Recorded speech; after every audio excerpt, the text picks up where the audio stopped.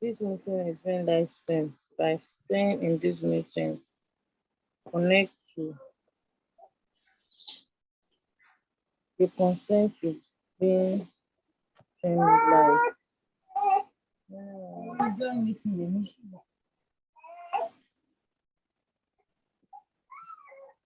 Good afternoon. Good afternoon. It's okay to smile a little bit. Don't wear those very sad faces. We should be able, in the face of such adversity, to be able to retain our joy, no matter how difficult it really is. But we should be able to retain some sense of Don't our wear those very humanity, sad be able to faces. smile in the We face should of be adversity. Can we have a bit more sound, please? Ladies and gentlemen, I know it is hard. I know it is difficult. I know it is traumatic. I know it is hard to cope with. But we must, like God instructs, be not like people who have no hope, and that our hope only is in this world. I want to believe that almost everybody here, if not everybody here, is of one faith or the other. You're either a Muslim or a Christian. And the God we serve lets us know that not only in this life do we have opportunity, but there's life after. And some of the things that we're going to be hearing today would be information that will let you know that we all have time. We all have time. The most important thing is what you do with the time that you have. So we're not sitting here today to only be sad, but to be here honestly to celebrate a life well spent. There are people who have lived decades and scores of decades and have not made the kind of impact that our brother made. And so it is not the quantity of life, but the quality of it. So in that stead, I'm beckoning on you again that despite the difficulty of going through this event, smile in death and say that we have cause truly to celebrate and to rejoice. I will not be anchoring this August, this opportune event alone. My name is Martin Abraham. And of course, the course of this event, I'll be letting you know how I knew Francis. But like I said, I will not be doing it alone. I'm here with this beautiful lady who will have the opportunity as well to introduce herself to you.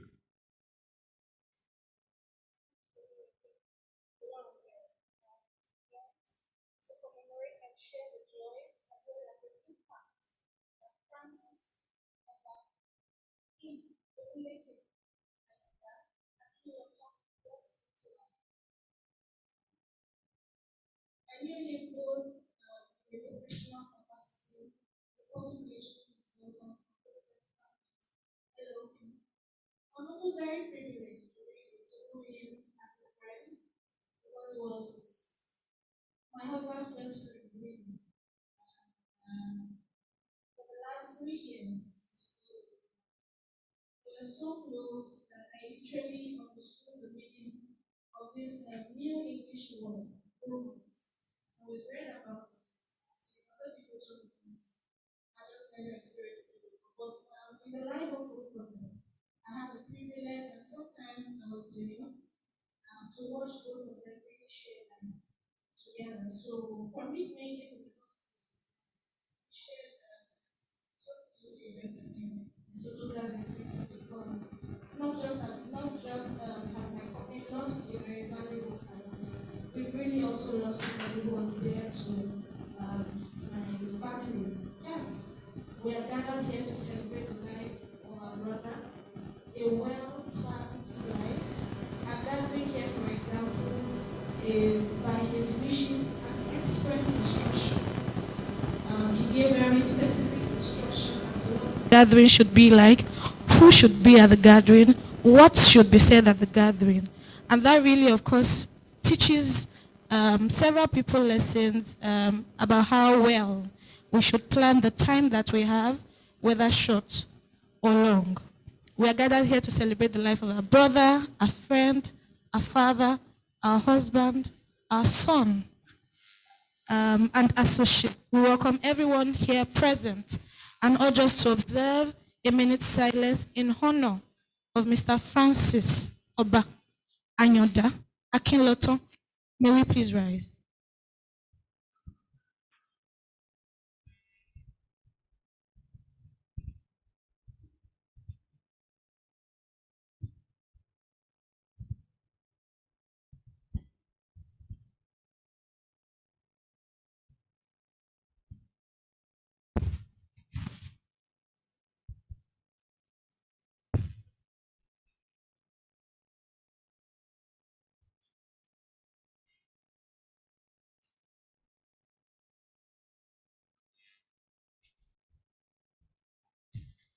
May the family, friends, and associates of Francis Akinlotan, may they be comforted during this time in the name of Jesus. Let's have our seats, please.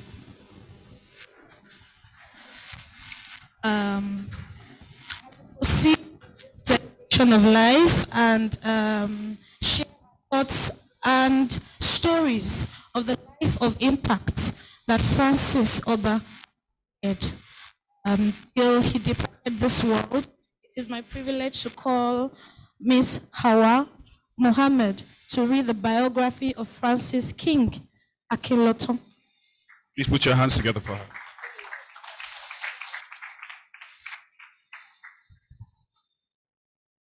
Good afternoon, everyone. My name is Hawa Muhammad, an intern at Probitas Partners LLP. Have known Mr. Francis since 2017 during my first internship, and since then he has been my junior daddy. Today I'm before you to read the biography of Mr. Francis. Francis and his family background. Francis Toluleke Badegeshin Ayanda Umar Sokoto Akinlotan was born on Friday, 2nd of April, 1982, to family of Francis Badegbowaye and Hannah Lola Akinlotan in Sokoto. His educational background: he attended St. Mary's Nicholas Primary School, Otan Ayegbaju, Osun State. He commenced his secondary school. He commenced his secondary school at St. Thomas Grammar School, Oton Ayegbaju, Osun State, and completed it at Ijaye Okoro High School, Ijaye, Lagos. Francis proceeded to Obafemi Awolowo University, where he graduated in 2007 with a second-class upper division degree in law. In 2008, Francis was called to bar as a barrister and solicitor of the Supreme Court of Nigeria with a second-class upper division from the Nigerian Law School. His marital life: Mr. Francis got married to his wife, Mrs. Leila Omotoyosi Akinlotan, on 19th June 2010, and he was blessed with two daughters, Omodesire and Omodebola Abike Akinlotan. He also adopted a son, Master Adegoke Adegbite. His work experience: while he was at the Nigerian Law School, Francis did his internship at the Lagos State Ministry of Justice, Directorate of Public Prosecution, DPP. After his call to bar, he started his career at Shino Adesushi and Co., where he worked in 2009. In 2010, he worked for a few months with Nexton Business Services Limited. In December 2010, he started working with Probitas Partners LLP, where he rose from being an associate, senior associate, head of chambers to an associate partner, a position he held until his demise. He was an editor, Electricity Law Report and Electricity Digest. He was a founding director of SQS Publishing Limited, that is the publishing arm of Probitas Partners, and a partner in SQS Consulting, Tax Strategy and Management Consulting arm of Probitas Partners. Francis was an astute and dynamic lawyer with expertise in dispute resolution, family law, real estate, capital market, banking, finance, company law, planning and administration of estates, telecommunication, and had a strong interest in Islamic finance. His political activities: Francis was a born politician. Though largely known as a lawyer, he was very active in student politics in his days at the Obafemi Awolowo University, Ile-Ife. He was influential in the faculty politics and became a strategist for many candidates within and outside his faculty. He was a member of the legislative arm of the Law Students Society, LSS, throughout his university years, which culminated into his election as the Speaker of the legislative arm of the LSS in his fourth year. He was Public Relations Officer, Nigerian Federation of Catholic Students, Nigerian Law School, 2007 and 2008. Public Relations Officer, Association of Campus Journalists, Obafemi Awolowo University, 2005 and 2007. Francis was one of the founders of Youth Party and was a trustee of the party from inception. He played an instrumental role in the setting up of the party structures all over the country, particularly in Lagos, Osun, Benue, Ekiti, Oyo, Ondo, Bayelsa, KB, Edo, Delta, and others. He was at various times a member of the National Disciplinary Committee, Election Screening Committee 2008, Primary Election Committee Chairman for Bauchi State 2008, Collation Center Agent for Ali Mosho, First House of Assembly Constituency 2009 General Election, Chairman Election Review Committee 2019, Media Surrogate for the party, represented the party at the 2021 National Assembly Constitutional Review Committee and Chairman Youth Party Mobilization Subcommittee for the Lekki Councillorship Election 2021. He was an integral member of the party's legal team and influential in all the cases the party won in courts. He was also involved and worked around the clock for election of Mr. Olumide Akpata as the president of the Nigerian Bar Association. Francis was an aspiring comedian, MC, and had a brief stint, but to abandon his foray to concentrate on his law career. He was survived by father, mother, wife, children, siblings, friends, and colleagues. Thank you, everyone.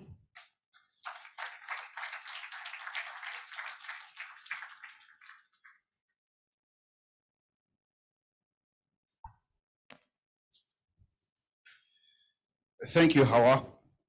Please let's put a round of applause, a second one for Hawa. And I'm sure that as you listen to what Hawa was reading, you can truly begin to appreciate the diverse, multifaceted life of Francis. He was a man giving to many diverse qualities, and he expressed himself in diverse ways. It shows the impact also that he made to the lives and the people that he met. And I'm saying, even from wherever he is right now, he's still giving us instruction that we should live full. And as much as we can, die empty. Having said that, we have a retinue of people who would give their tributes and celebration, give their comments about their association and interrelationships with Francis, some from a professional capacity, some from a personal capacity. And we're soon going to start calling people to come up to rend it and to give their celebratory words concerning their association with him. But before we do that, let's see some fond memories of Mr. Akinlotan during his lifetime. Celebratory words concerning their association with him. But before we do that, that's not me. Before we do that, let's see some fond of Mr. Akinlotan during his lifetime. Celebratory words. So I can assure you that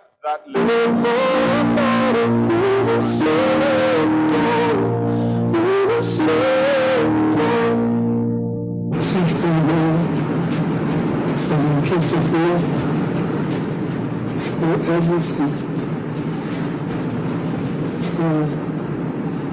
for being there for me. Thank you, for showing love,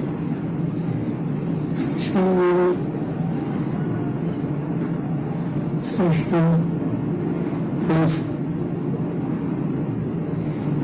for standing there. Celebrating with me. I'm always very happy for the wishes and my very, I'm very grateful.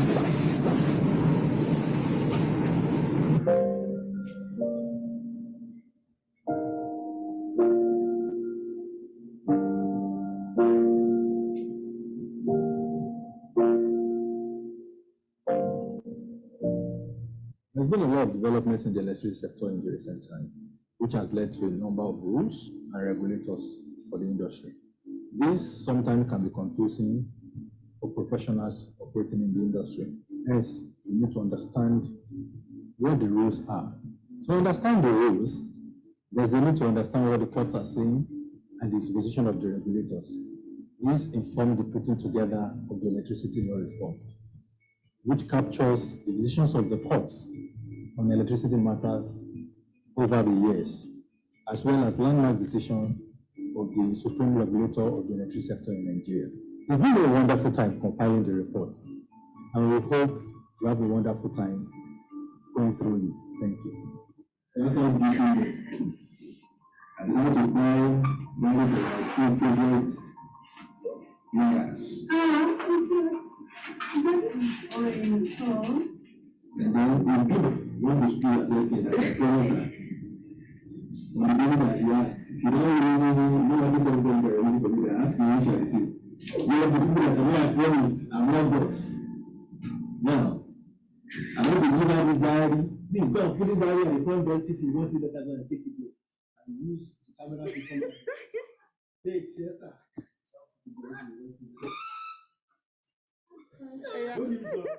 I did not give it to you. Go forward. Go forward and be recording as you do it.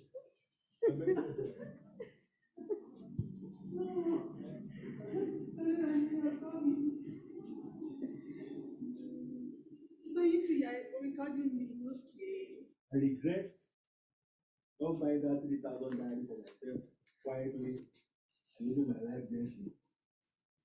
These are some of the economic decisions that we made, have far-reaching consequences.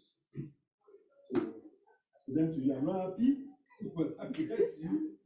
Please, someone should clap. Yes. Present to you. Thank you. His video I've done. Thank you. Daniel, thank you. And you don't want to come the following day, immediately after. I would have sent 7K to the person. Muhammadu Fawasi.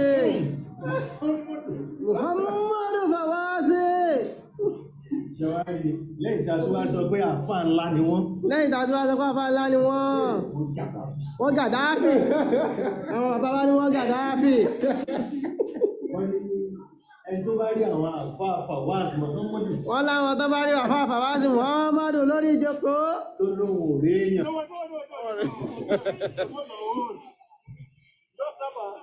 Na video I dey do, full video. And Wale I go send am to. I go send am to Wale. I go send this video to Wale. Now Wale I go send the video give. Do your work now, Francis. I let the light guide your way. Yeah. Hold every memory as you go, and every road you take will always lead you home. It's been a long day without you, my friend, and I'll tell you all about it when I see you again. We've come a long way from where we began. Oh, I'll tell you all about it when I see you again. When I see you again.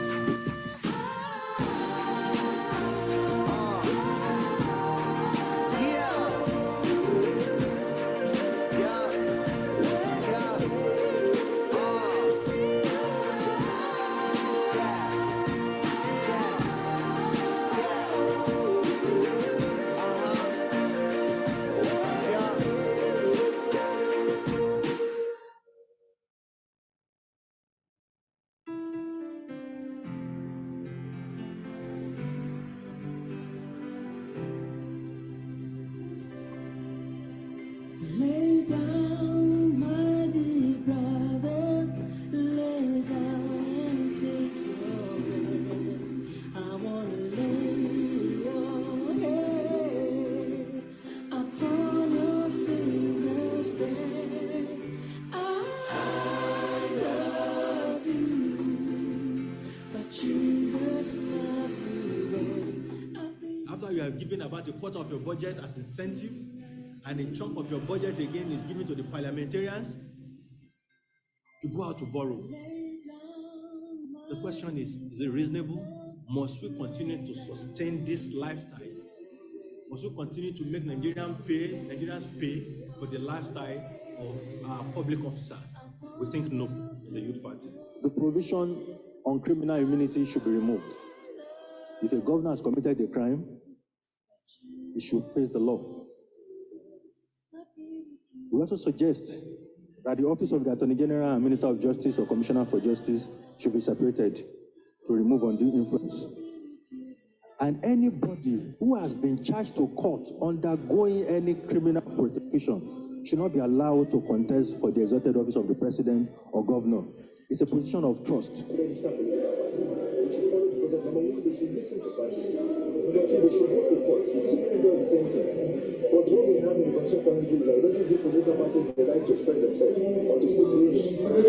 And if you look at cabinets of different states across the country, you see that less and less women are in positions. More so, in political parties, women occupy, they operate a principle called tokenism, whereby they give women only one position, the women leader. We believe that there should be a constitutional amendment that ensures that more women, at least 35% of women, occupy political offices. Also, that the president and governors, in appointing their cabinet, must make sure that 35% of their cabinet members are women and people with disabilities. These are people that are rarely talked about in political appointments.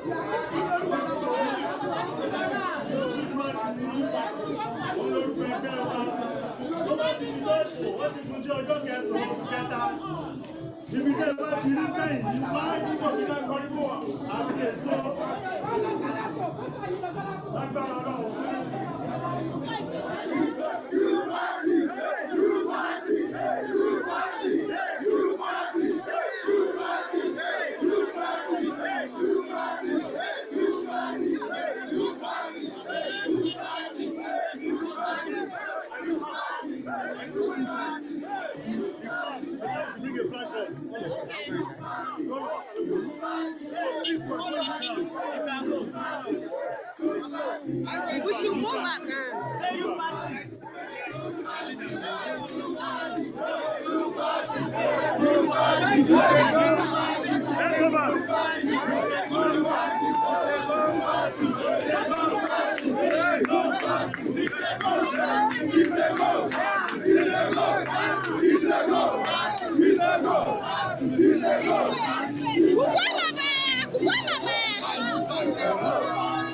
INEC refused to register us. We had to go to court and got a judgment in our favor. They said our name was discriminatory, which it's not. Because it was another, is it young? No. That's not the basis. In fact, we applied for registration before them.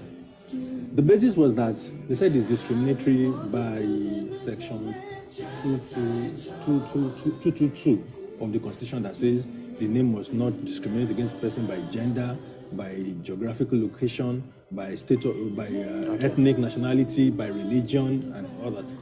It did not state And it doesn't affect us because our membership is open to all Nigerians from the age of 18. And we submitted our constitution. So it was on the basis of that INEC did register? No. They refused to register. To register you. And then we went to court. We got judgment in 2017. They didn't register us until a year later, which was a few months to the election, 6 months to the election, and a few days to commencement. Even of after primaries. you got the judgment? After we got the judgment.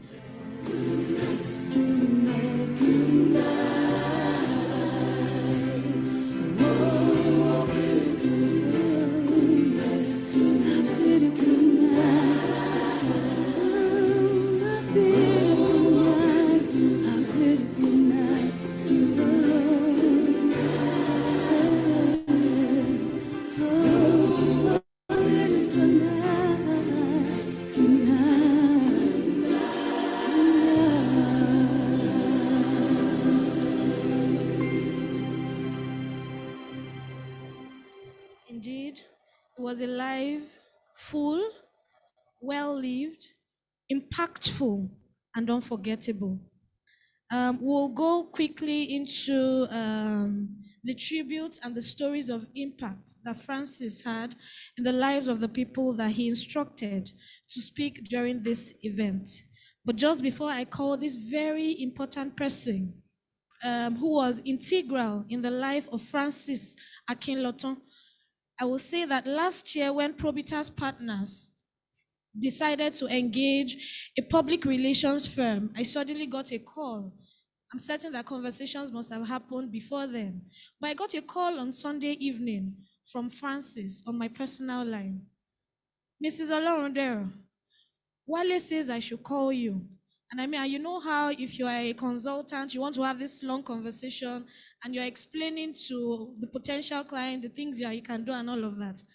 And Francis says, no, you were interested in all of that. You know why? What he said was, I just want to be in court. I just want to be in front of a judge. But Wale insists that I need to take charge of this part of the business. And that's the only reason I'm calling you this afternoon. And it didn't allow us finish conversation about the fees. It didn't allow me say anything about, so this is how we are going to do it. We had not finished. I think the following day was a Monday. And of course, we're supposed to send an invoice and do all the the documentation and all of that. Because he wanted to avoid another professional conversation with me. Mrs. Olorundero, yes, send account number. Yes, no, I call send account number, need text message, sir. I must send invoice, right? He kept calling like 5 times, and I was forced to send him our account details as a text message. Again, still expecting that, let's have a conversation on how payments will be made. He immediately, I don't know what happened in between, but within 1 minute, we had received payment. And I called again to say, oh, we saw this payment. He didn't want to talk to me at all about it. He really wasn't interested in the details of anything that was outside litigation and the courtroom. It was also my privilege at the time when while we were working with Francis, that I personally, of course, because I had a personal relationship with him, I managed his LinkedIn profile. And some of the videos that we watched now, I remember how critical I was that he didn't say something well, because we will not be able to use this video on LinkedIn because we wanted to project a certain persona about him. But again, he said, Wale said, I have to do this. That's why it's a privilege this afternoon for me to invite Upstate to speak about the life that he knows about of Francis Akinlotan. Please join me to welcome Mr. Wale Irokosu, Managing Partner, Probitas Partners, LLP. Thank you very much, Mr. Olorundero. Good afternoon, everyone. Good afternoon, the Akinlotan family. Mrs. Omotoyosilela Akinlotan, Desire Adebola, and Adegoke, Omotayo, and his friends, his family, all the way from Ojokoro High School to Obafemi Awolowo University, and his church in Alagbado, and to my partner, Mr. Kazim Yusuf, Mr. Akeoyebode, Mrs. Teja Bisoye, and every other distinguished guests, ladies and gentlemen. Today is indeed, I'm a bit conflicted, I'm very, very unhappy. I'm very sad. It is a monumental loss for us at the office. Our loss is incalculable. Francis was indeed an institution in every sense of the word. It was not only the calmer partner, it was the teacher. I was the aggressor, I was the oppressor. So it was the one teaching everybody. Also, it was the one that was available to really do a lot of the heavy lifting in the office. So this loss is incalculable for us. But at the same time, having had a ringside view of what he went through in the last couple of months or years in terms of his health challenges, the pains and everything, there's a part of me that is relieved that the pain has ceased. Anybody that knew Francis knew that he was someone that would not like to be dependent on anybody for anything, So I'm indeed very conflicted. I'm very pained, and to an extent, I'm also. I didn't enjoy watching what he was going through. We've gone around the whole emotions, and but one thing that has helped me so far is to focus on the lessons that I could get out of this. And Francis, on the 12th of January, sent me a message and said to me, the doctor said they are taking me off medications. And they said I have X amount of time. And I replied him, trying to encourage him. And he said, I'm not even depressed. And he said something that will forever remain with me.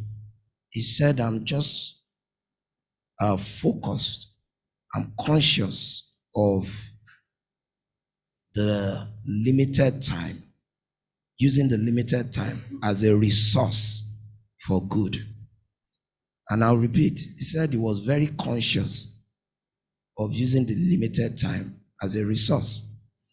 That was coming from someone that will say, yes, it's understandable, he wasn't feeling well. But the truth of the matter is, we all have limited time. And Francis, ever since I knew him, was always in a hurry. He was very conscious of the limited time that we all have, and that's the truth. The other thing that also came from the experience, I saw a completely different man in the last couple of months. Was I think it was the 8th of February, I was out of town, and we're short of staff, and we had 2 trials.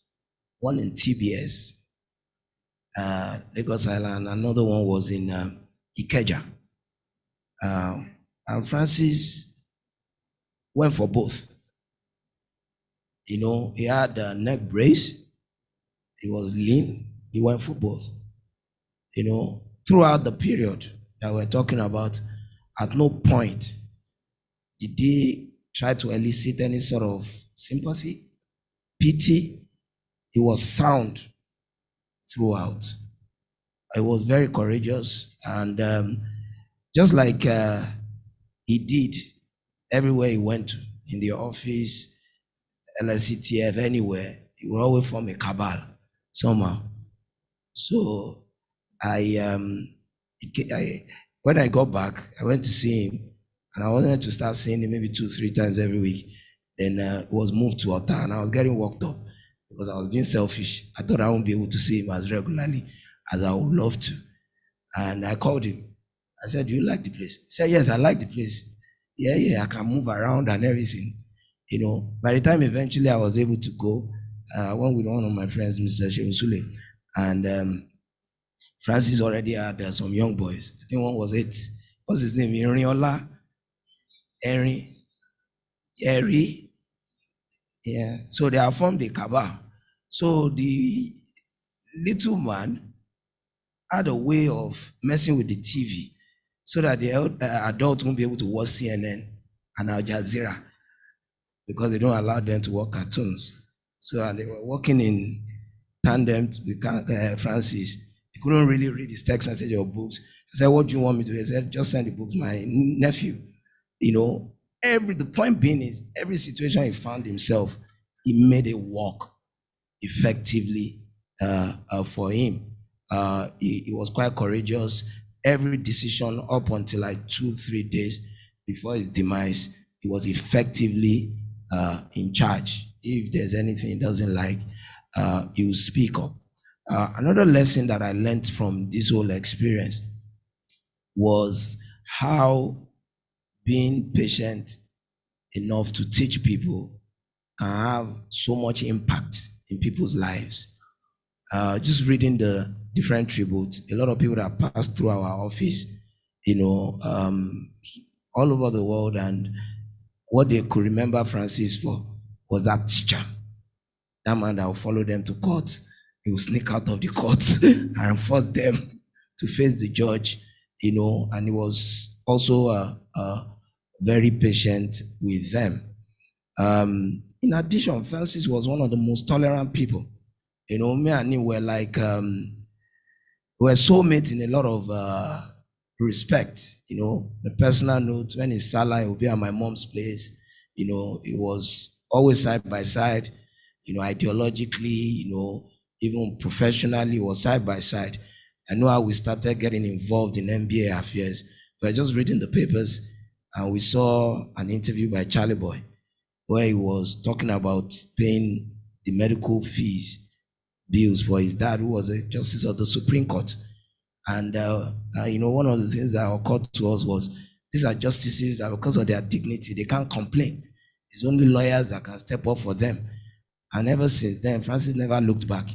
And he didn't need to know the candidate. I'm not sure he has ever met Olumide Akwata, but I'm sure Eze here will confirm. Him, Eze, and a few others, they slept in the office, mobilizing support for Olumide Akwata, and it was never about self. Never. It was always about the team. Many times it's been passed over either for promotion, for post anywhere. Doesn't matter. You have a discussion with him. All you need to tell him, let him understand why it's important for the team, for another person to go, and it's a wrap, and he's not going to look back. So it was a complete team player. And we have an understanding. Our sense of loyalty wasn't about not disagreeing. We'll disagree. He was agreeing to disagree. You never agree with Francis and you go and do something else. If he doesn't agree, you say it. You say it right there and there. You disagree, you trash it out. And the minute we take a position, you can be rest assured that it's going to follow through. He was extremely tolerant as well.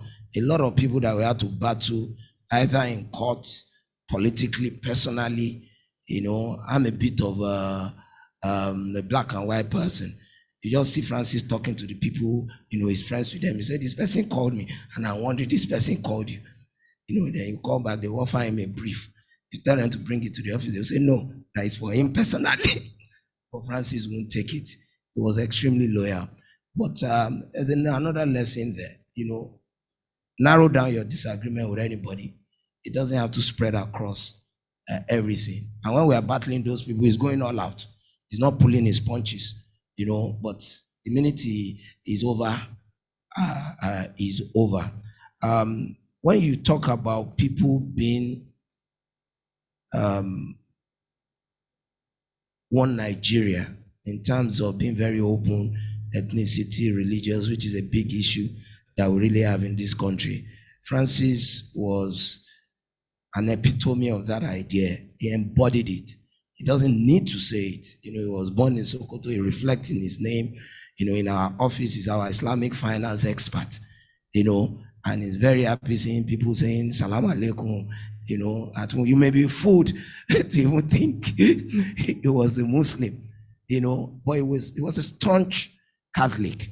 I learned a lot of Bible quote as he's talking. He's going to be quoting from the Bible. I understand his wife is a Muslim.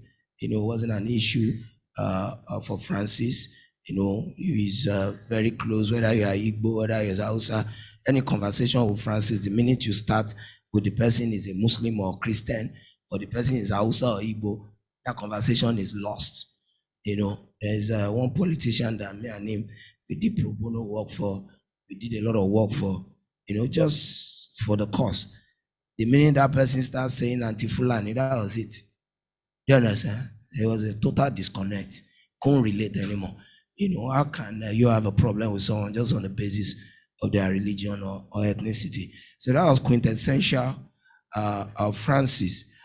So for me, in as much as we are very sad, I want us to reflect on the lessons from this very great man, in my opinion. I also want to express our gratitude as a firm. We owe a debt of gratitude to the Akinlotan family for raising such a great guy. I asked one HR person, how long should we expect people to work for us after we had a lot of staff turnover? And he said 8 months. Currently 8 months. Francis was with us for almost 12 years. He loved the firm with his blood. I remember there was one of our staff, or one of our colleagues that left. And when I broke the news to Francis, he almost had a heart attack. You understand? I had to take him on a walk outside the office. Okay, he's fine.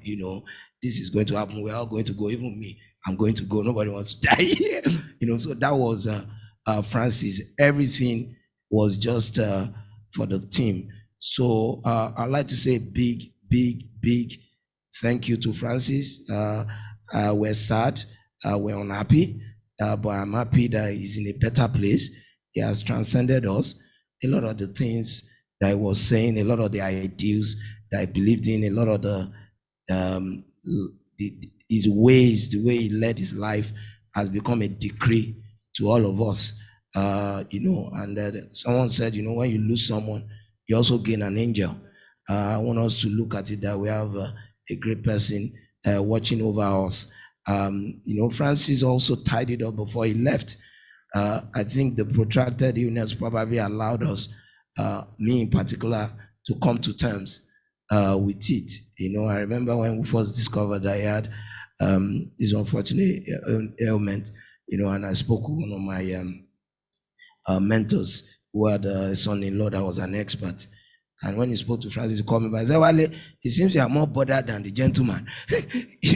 So, we've gone through it. So I want to say a big thank you once again to the Akinlotan family. I want to say thank you for allowing us to be part of his life. I want to say thank you for allowing us to be part of his aftermath. And I also want to say on behalf of the law firm, my family and myself, that we are going to stand with you side by side. His children are now my children as well. I'll be with them all step of the way. I'll be with his wife all step of the way. And thank you very much.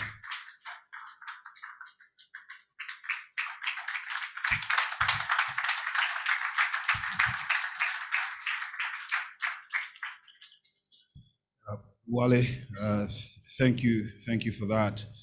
I think apart from being a person who has their own dreams and being honorable enough to pursue your dreams, I think another thing that one can truly respect is people who partner with other people to make their dreams become reality. And from listening to Wale, I think Francis was instrumental, intrinsic into birthing this thing, sustaining it, and bringing it to the point that it is at the moment. In that regard, even though he's not here, I'm sure he can hear and see all of us. We should put our hands together for a man of that level of caliber.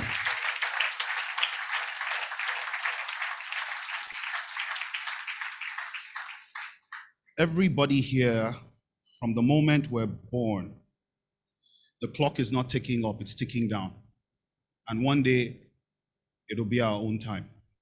I think what is most important, like I said before, is the quality of life we live during the time we have time to be here. And from everything that Wale said, I think every single aspect of everything that Wale said, even though Francis' body is terminal, it had a birth date, and now it has a death date, his impact is eternal. Everything that he has done, the lives that he has touched will remain. And so he's living beyond that ailment, and living beyond his body. We'll move very quickly now to call on another individual who has greatly partnered with Francis to create all the beautiful memories that we're speaking about. In that regard, I'd like you to please put your hands together as I call Mr. Kazim Yusuf, partner of Probitas Partners, LLP. Thank you. Thank you, everyone, for being here. I'm not very good with protocols, so I'll stand on Wale's existing protocols. Toluleke, Ayoda. My very first memory of Francis was at a memorable place for our firm. It's an address, Ayaba, called 70 Queen Street, Alagomeji. We were at Alagomeji for quite a few years. I stayed in Aja, Wale, Bagada, so we used to shuttle to Alagomeji. And it was at the formative stage of our firm. It was just I and Wale. I'm not sure we had another lawyer at the firm then. But we had an idea what we wanted to build. And we knew at that early stage that it had to be built with people that shared similar values, people that shared similar vision with us. And we live in a country where we are fairly individualistic. Every Nigerian is an army on his own. So to be able to work with someone with that same level of dedication, committed, but most important, values, is very tricky. Wale said something, speaking to an HR consultant, that if you employ someone today, you shouldn't expect them to stay with you for more than 8 months. It's the reality. So on this fateful day, when we had a series of interviews with quite a number of people, and we had spoken to 1 or 2 people that we felt, yes, we have something here. Then there was that interview with Francis. One of the first things that really struck a chord was that this young guy was clear about what he wanted. It wasn't about trying to impress us. He wanted a job. Who doesn't want a job? But he wanted, as much as we wanted to let him know what our plans were, he also wanted to make it clear to us what his plans were. So that at the early stage, it will be clear to both parties whether we have something going on here or not. But that was bold. That was courageous. And that, for me, was a big attraction. Because then it was no longer a one-way thing. It was a two-way thing.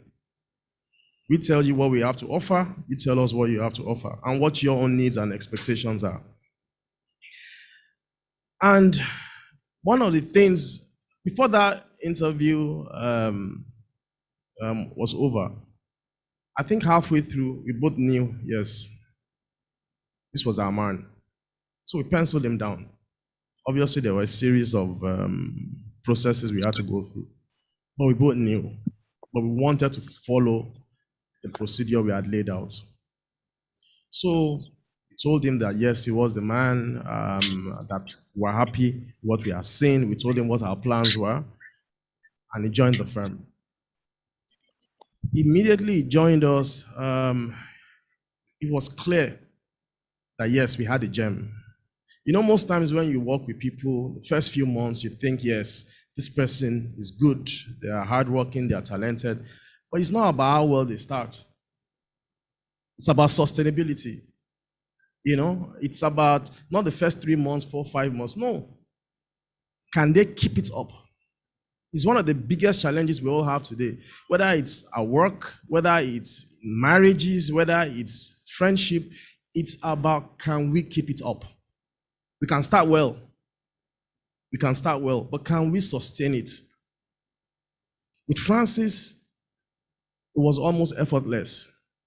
I mean, as a partner, Wale is a cracker for hard work. I don't think I'm that crazy when it comes to hard work. But Francis motivated me because I always told myself that, look, if this young man is coming from wherever he is, he's putting in this work, you as a founding partner, you have to also step up your game. And that was subconscious for me then. You know, sometimes certain things happen, you don't really appreciate or understand them. It's afterwards that you now get to understand the impact. And when you have people like Francis that you're working with, one of the first few things you realize that everybody needs to keep the ball going. And it makes your job a lot easier. And that takes me to another key, memory about Francis: teamwork. Teamwork, teamwork. With Francis, it's never really about the individual. And the interesting thing about this is that it's not related to even his professional life. The same thing applies to how he lived his life. Teamwork, about the people. You have a common objective, you all work together to achieve the common objective, and you move on. Individual glory, yes, but that is not even the primary objective.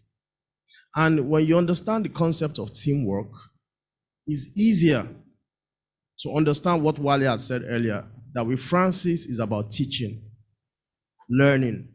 He's always teaching everyone. I learned from him. I'm sure Wale did. Doesn't matter whether you're older than him, you're younger, you're his junior, you're his superior. You will learn. You will learn from him because he's always in this position where he's constantly learning, wanting to improve himself. And it rubs off on everybody around him.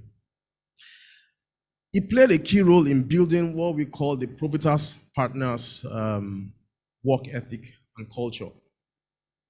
Because one of the important areas we had to build as a young firm then was that culture. That was key for us. And with Francis, he actually was at a later stage, handled the indoctrination and the teaching of that culture. We didn't have to worry about the young lawyers coming to the firm anymore. Because with Francis, it was an indoctrination of that Probitas partners work culture. So after a while, and Wale would dump that responsibility on him. That, you know what, we have new lawyers, you handle that. Because he was a walking epitome of that culture we had at the firm. And again, it makes it difficult to appreciate him to that depth. There will never be another Francis. There will. They say everybody is special in their own way. But you meet certain people in life and when this chapter is closed, it's closed. You can't meet someone else like that. But what you have going for you that is left are those values. If you indeed value that relationship, that is not just gainsaying because we are all here, we are all expected to say something nice about him. You understand that the best thing you can do is to sustain those values. Another interesting aspect of Francis for me personally was that it was accessible. It didn't matter who you are, what your background was. Yeah, Francis is accessible. You can talk to him, and he's very witty. For those of us that know him, he's good with words.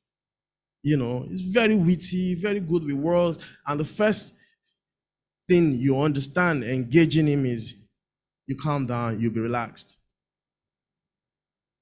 And because of that, for a lot of our clients, after a while, we had situations where clients will even find it easier to engage Francis than myself or even Wale. It built that personal relationship with them. For me, perhaps the most important attribute that Francis had, which I share, which is invaluable to me, which for me is the fulcrum of all value system, virtues, if you will, is humility. I believe we live in a country where Nigerians traditionally are arrogant. This is my opinion. It's my view. I think for whatever reasons, we are generally quite arrogant. There's nothing wrong to have pride, but because we are arrogant, I think that births certain vices. So for me, humility is the bedrock of virtue, of that value system. Because when you are humble, you will learn. You will not trample on other people's rights. You will be receptive. And I think even our scripture, whether you're Muslim or you're a Christian, hampers on this a lot. I always say that the first sin that was committed was arrogance, pride. And the people that are most arrogant, the knowledgeable. The more knowledgeable you are, the more informed you are, the more exposed you are, the more likely you are to be arrogant. The first person that, birthed the first sin was Satan, right? Why? He was the most knowledgeable creation of the Lord. He had more knowledge than other angels. And it's that knowledge that informed him to say, wait a minute, I'm made from fire. Humans are made from clay, earth. Because of that knowledge, I should be superior. And what did that lead to? The first sin. So for me, having appreciated this over a period of time, I always look out for that quality in people. And I always try and remind myself. In fact, saying this is another reminder for myself that, look, no matter what you achieve, no matter who you are, if you lack humility, you lack humanity. It doesn't matter. If you lack humility, you lack humanity. Francis was humble. Francis was humble. You can may have issues with Francis. It will never be that, oh, that man is arrogant. No, nah. Francis was humble. And he was intelligent. You see, he was intelligent, knowledgeable, yet humble. That is very difficult in this climb, in this part of the world. To be able to balance those two. That, for me, was one of my most endearing attributes of Francis. And, to have such knowledge, intellect, and resourcefulness, it's a feat on its own. That, for me, qualifies you to be an icon. And who are we talking about? Someone that's just 40 years old. I'm older than 40. If you don't see these pictures and all you hear about is what we've been saying, you think this is a sage. No, nearly 40. I doubt he passed. It wasn't up to a week after his birthday that he passed away.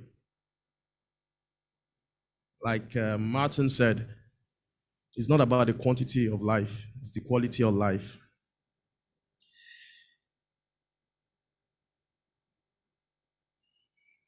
To be able to learn, and as Wale had said, to be able to be a good teacher, you have to be open-minded. I'm a Muslim. I've forayed into Islamic finance a few years ago. It's an area of passion for me. It's an area I developed expertise because I like the notion of Islamic finance about non-interest. How do you work with people? You don't take interest from them, but you can build, grow a business together. And one of the few things about the challenge of that industry is that there are very few professionals, very few in Nigeria, people that have the understanding and expertise in Islamic finance, because it's quite technical. And most of the few that do, obviously, are Muslims. Francis was an Islamic finance expert. If he wasn't open-minded, it's not something because you see, there are certain terms you have to, first of all, understand when you're talking about Islamic finance. Murabaha, mudaraba. These are Islamic terms. For someone that's not a Muslim, you must be open-minded enough to want to understand. And not only was he interested, he was passionate about it. Initially, when he first mentioned it to me, I first thought, Francis maybe was just interested in it because is a commercial opportunity. But no, that was not the issue. For him, it was about the value. That tells you that this is an individual that focuses more on essence than anything else. And I think, I want to end with what Wale said, that the best way we can honor Francis really, really is to appreciate his values and to keep that flame burning, to keep that flame going on. I would like to thank his family because I believe they sacrificed a lot. Part of their sacrifices was our gain because we know he spent a lot of time at the firm. We thank you. If he wasn't happy, comfortable at home, he won't be able to have been as committed as he was. And we'll stay with you throughout. You are part of our family. You've always been. But particularly with his kids, yes, they are our kids. They are. Francis is not here, but that's the seed Francis has left for us all. Thank you very much.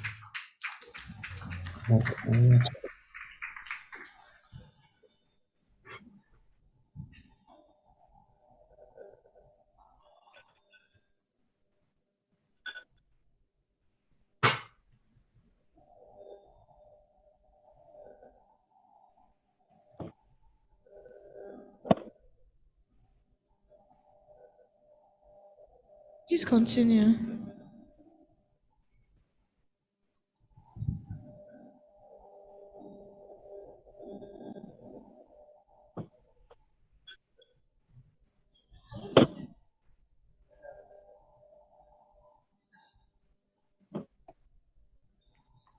Miss Adedayo, please could you continue? Oh. Good afternoon, everyone.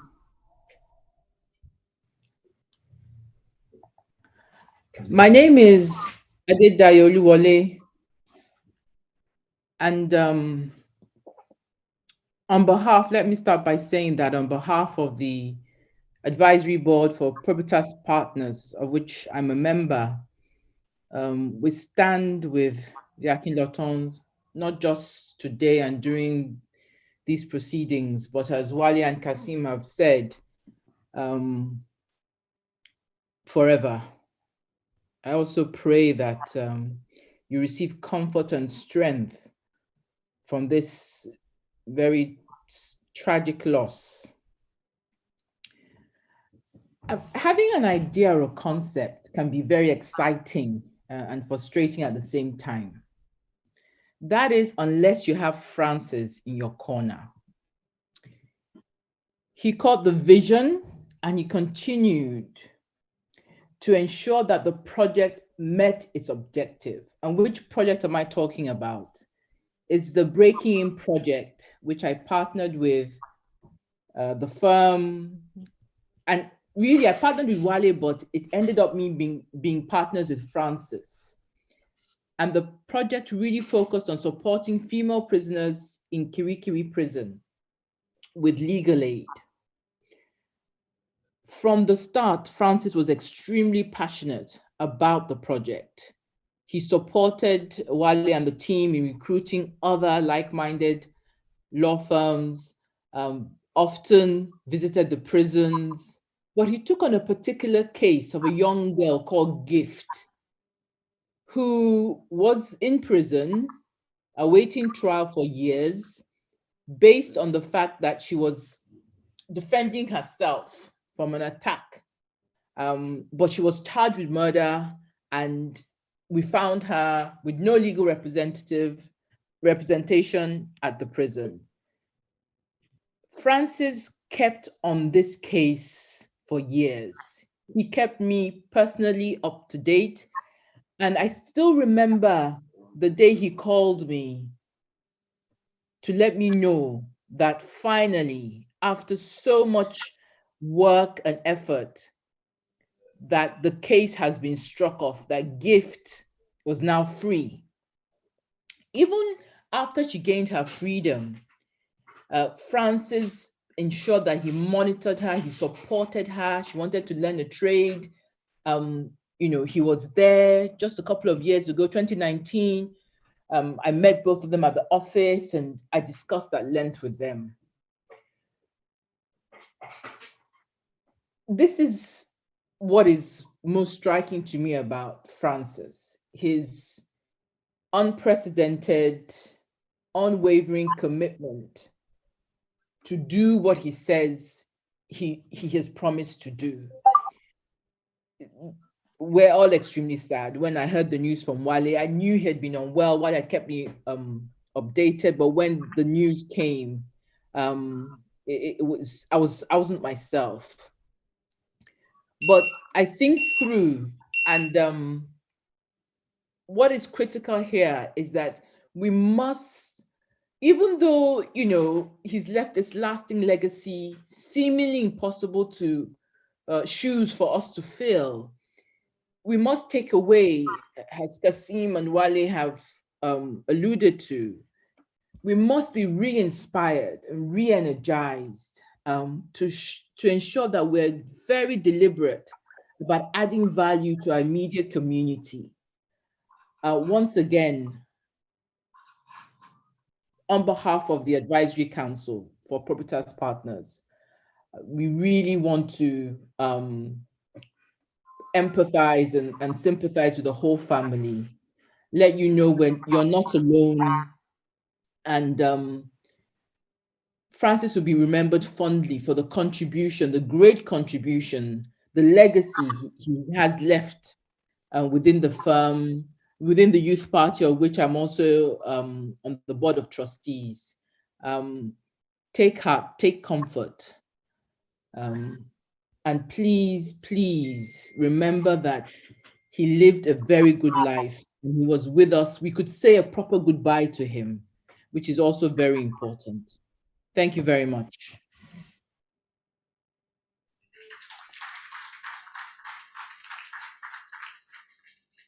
Thank you very much, Mrs. Dayo Oluwole, Board Member, Probitas Partners Advisory Board.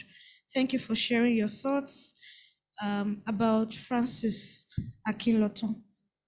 The following people should please get ready. We'll be calling on you very shortly. Ms. Wola Joseph, General Counsel, Eco Disco and Director, SQS Publishing. Also Mrs. Fumi Odeyemi, Managing Partner, SQS Consulting, LLP. Just before we bring them upstage, I wanted to quickly say that, forgive me, Mr. Ikechukwu Nwana, Chairman, Lagos Branch, NBA, Nigerian Bar Association. Also, please get ready. You'll be speaking immediately after Ms. Wola Joseph. I wanted to also reiterate what most people have said about Francis, about how he was a teacher. He wasn't just a teacher of law. He wasn't just teaching maybe professional things. My first encounter with Francis was sometime in January of 2015, about 8 p.m. He was a designated driver on my wedding day, taking us back to our home. And what I recall very strikingly about that drive was how we had almost gotten to the house, and then I became an unwilling participant in a tutorial class about what newly married men should be doing, right? So he spoke extensively about the importance of cucumber and watermelon.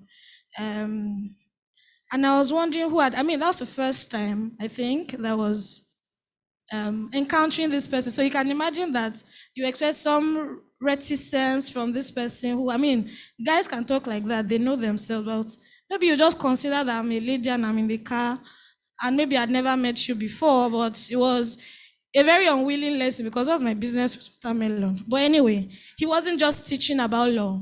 He also spoke very willingly and expressly. He wasn't shy to teach everything and anything at any time. Ms. Wola Joseph, General Counsel, Eco Disco and Director, SQS Publishing, publishers of Electricity Law Reports and Electricity Digest. Please come up. Thank you.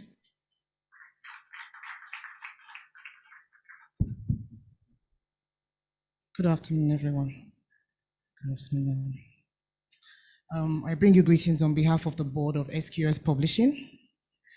And I'll just start our tribute this way. I have something written out. I'll say that, read that, and then I'll talk a little bit from my personal experience with grieving. As a member of the board of SQS Publishing, I wish to convey mine and the board's deepest sympathy to the family, friends of late Francis Akinlotan, who until he was called to glory was a founding director and a very distinguished and respected senior editor at SQS Publishing. Words are not enough to convey. Words cannot pay tribute or truly capture the sense of loss that we are feeling today. Indeed, one cannot fully express the amazing essence and spirit of Francis, his selfless generosity, uncompromising belief in all that is good, and his unwavering commitment to his family and friends. As an editor of the Electricity Law Report and the Electricity Digest, Francis worked tremendously hard and devoted his time and immense intellect to the successful publication of many editions of the report. He was a very supportive worker. Emphasize that he was a very devoted family man and a very liberal soul. Who went the extra mile to accommodate all who encountered him. Yes, love. The loss is there, tangible Yeah, and real. I can hear you. I can hear you. But Francis exemplified life, love, laughter, and an irrepressible belief and faith in seeing the best in everything, even loss. And so today we honor him by profoundly feeling and expressing our loss, but also by remembering Francis, an amazing person who has played a unique and special role in all of our lives. Remember Francis as a father, remember him as a brother, and as a colleague. Remember Francis for all the beautiful memories we shared and for a wonderful legacy which he has left behind. We pray for divine fortitude for his dear wife and 2 wonderful daughters.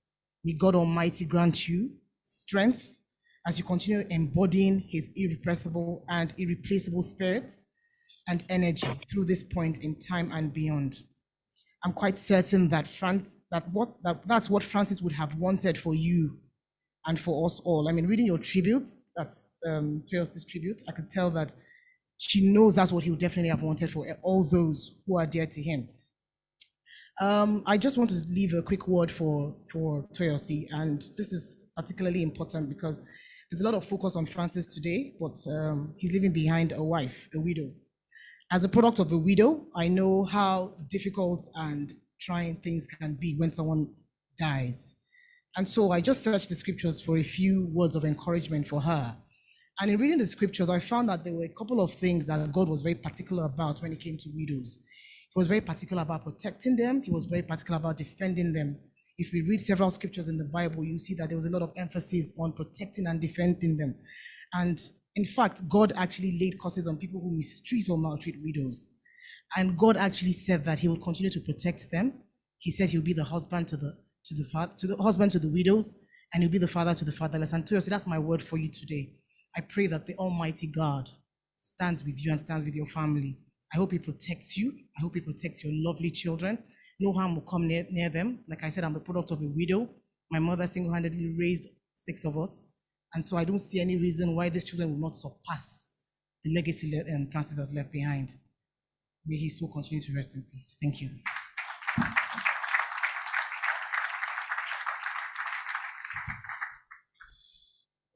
Thank you again, Mrs. Dayo Oluwole. I must commend you for your brevity and the beauty of the words that you have shared with his wife and his children. We want to take a few words from the chairman, Lagos branch of the Nigerian Bar Association, in person of Mr. Ikechukwu Nwanna. He'll be speaking online. Please pay attention. Thank you very much. We can put our hands together for him.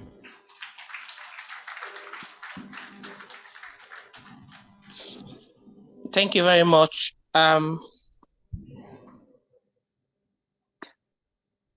It's a rare opportunity to speak at this event, a sad one, but what can we say? What can we do?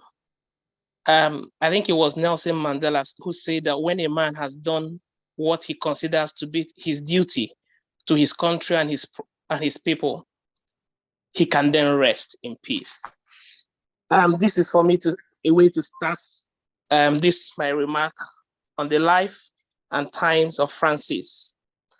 On a personal note, I think I got to meet Francis for the first time sometime in 2013 or 14.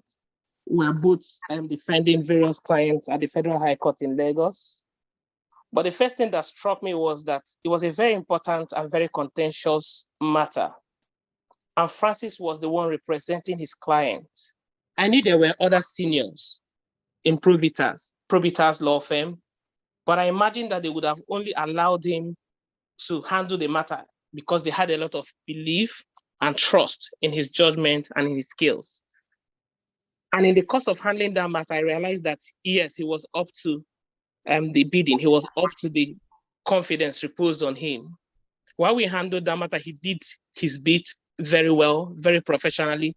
He was very industrious. He was very dedicated. He was very, very, very, very engaging. A number of times we had to chat on different issues, and I found him really interesting and intelligent. It's sad that he's no more. It's sad that we're not going to have him again. He was a good barman. As the chairman of the Nigerian Bar Association, I know he played his role in the bar affairs. It's sad that we're going to lose his contributions to the profession. It's sad that we're going to lose his involvement in the community. I only got to realize today that he was involved in the youth party and he was involved in politics. I only thought it was just the MBA politics and his litigation matter. But obviously he was a very well-rounded guy, a very well-rounded lawyer who was involved in all the things that he found time and found interest in. I would only want to wish and pray that his soul would find rest and encourage each and every one of us to be inspired by the life he lived. Only 40 years and he has accomplished all this much. You know, it's very difficult today to find lawyers who spend 12 years working in a law firm. That shows the tenacity that he had. That showed his staying power. It's difficult for you to find lawyers whose bosses will say much they have said today about him. That shows the kind of quality he was made of. Only 40 years, and he has accomplished all this. A great family man, a great legal practitioner, a great Nigerian, a great politician. We can go on and on. And I imagine that all of us will be comforted that he lived a good life and he has played his own part.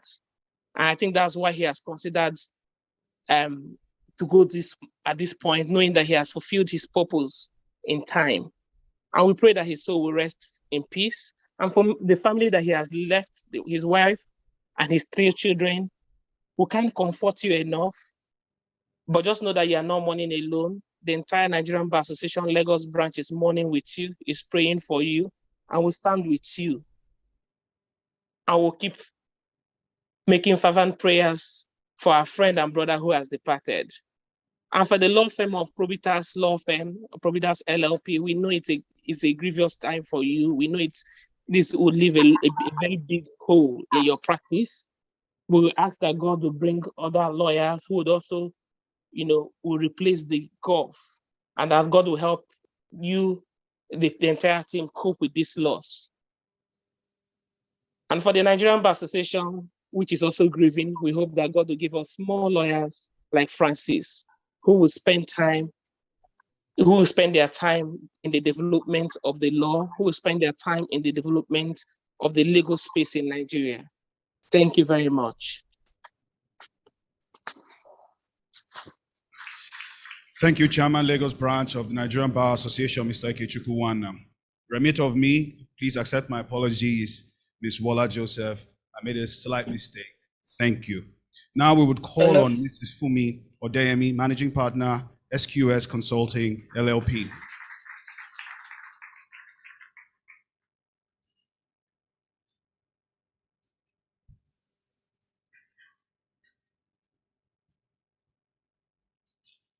Good afternoon, everyone.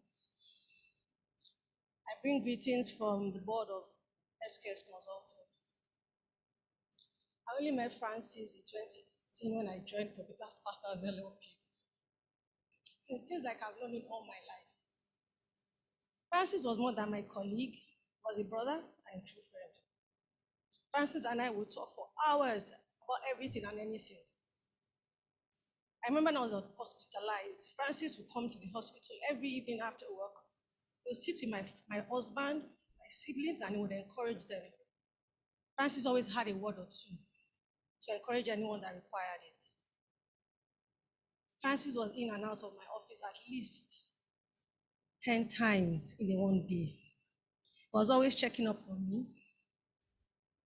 He was always checking up on me every time. Francis was my number one cheerleader. Francis was always quick to give me very difficult tasks, but just as quick to sit by my side through it all, cheering me with gists and jokes.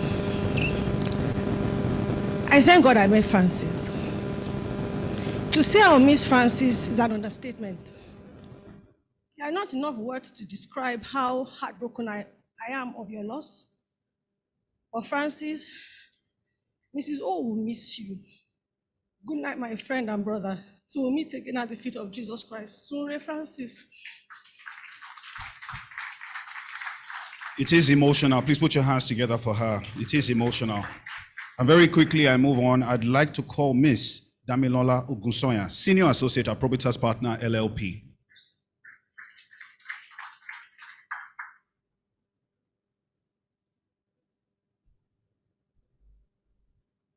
Good afternoon, everyone.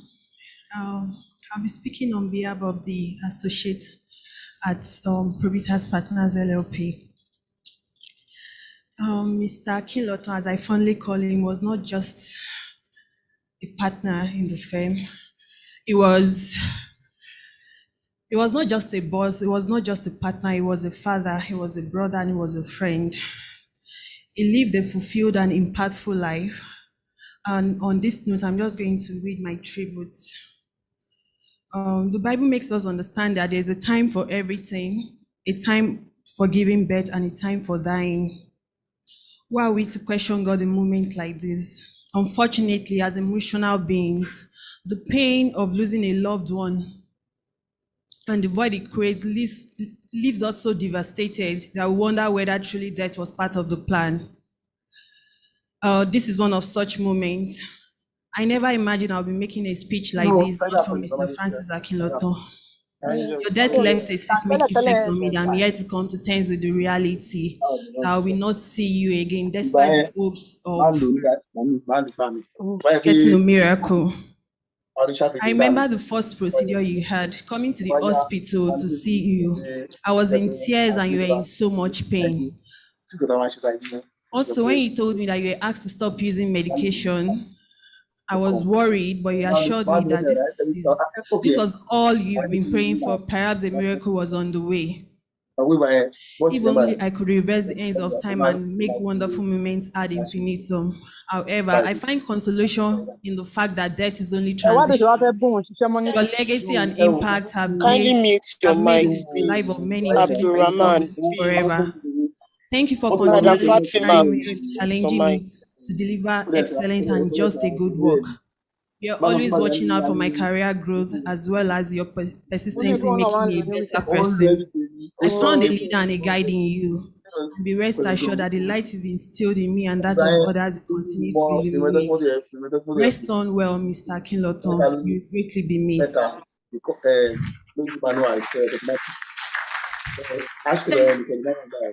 Thank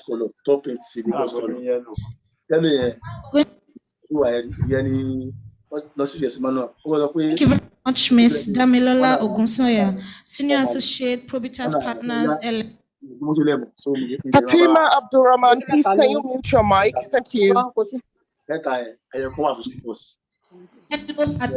Zaino, please get ready. Godfrey Akino, Lapre Shoriola.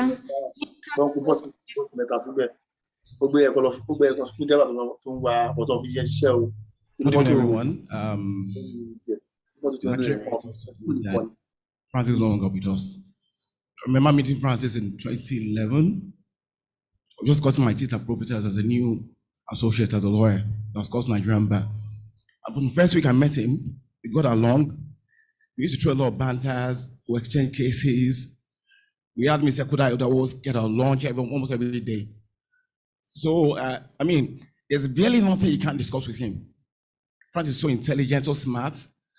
I mean, he would always support you emotionally, intellectually.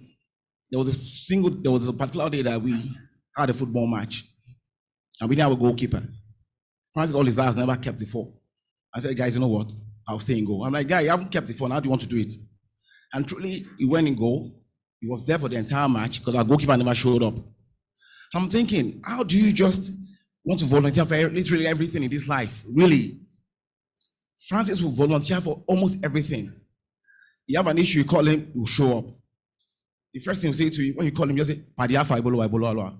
He'll show up, just tell me, whatever it is. I mean, it's really sad that, he's no longer with us, but I think he's lived a very good life. To his wife, who will support you, will be there. Francis is not just a former colleague, he's my brother. I really love him so very much. He's been there throughout my career. We've talked about almost literally everything. So to see him go was really tough. I spoke to him last year. I sent him an email. I didn't get a response. I said, this is unlike Francis. If he doesn't respond, we'll call you back to apologize to say, I saw your email and I won't send a response. You will get my response before the end of the week, or maybe we'll just give you a timeline. First day, second day, I took up my phone and called him.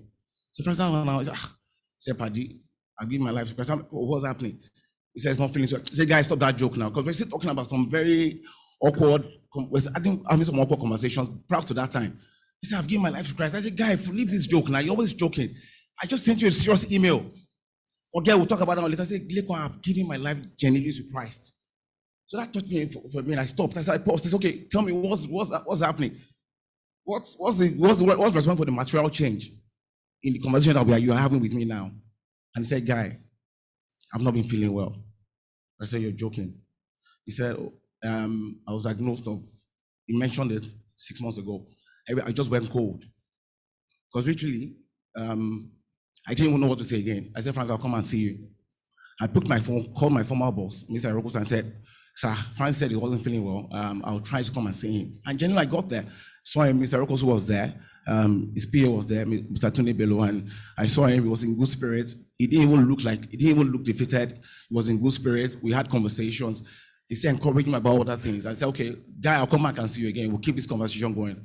But sadly, he's no longer with us. We would continue to cherish his memory. He's lived a very good life. I see him as my brother. I mean, I don't even know what to say. I mean, so that if I continue seeing all of the experience that we've shared, I think I probably won't leave this podium. Francis opened me to all his friends in Ife. And when you see us talk, we've known each other for years. All of his friends, literally. Shayayila, Maiwaruko, Dare, a long list of them. He would tell me about his experience in Ife, and he would speak to you like he's reliving that experience again. Sad is gone, but his memory will continue to live with us. Thank you very much.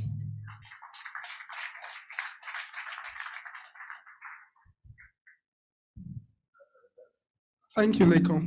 We appreciate that. Leko met him in 2011. I met Francis in 2012, 13.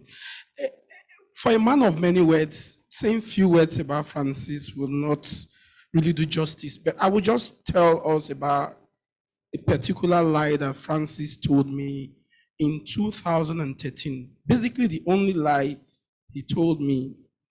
So we went to Ijebode, we're coming back. Characteristically, he will come in smally, drive. Then he reclined and he slept off. And I skidded off the road, avoided the trailer, and we're almost dying.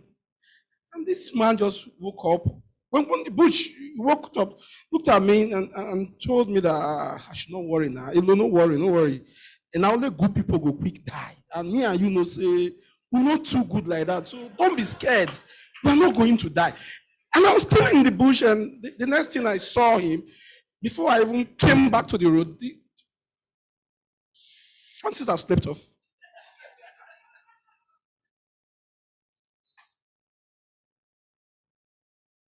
When I saw him before he passed, I understood that he was not really lying. Maybe he died because he was genuinely a good man, because Francis was a good man.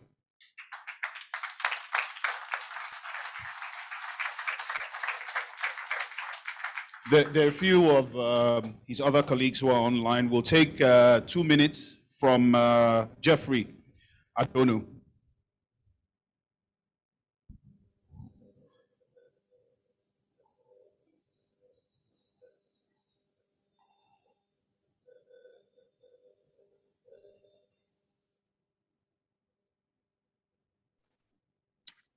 Good afternoon, everyone. My name is Jeffrey Adonu. I met Francis in 2015, and speaking about him today is one of the most difficult things I've had to do. Francis was one of the best people I've known. He's been my biggest supporter ever since we met. Coming into Probitas as an intern and someone who didn't really know any other lawyer as a law student, Francis was there. He was like this big uncle that I had to rely on anytime I needed anything or anytime I was doing anything and was having difficulties with it.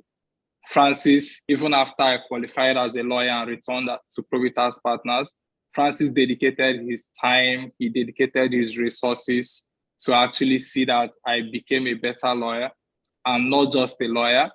Francis became a mentor to me.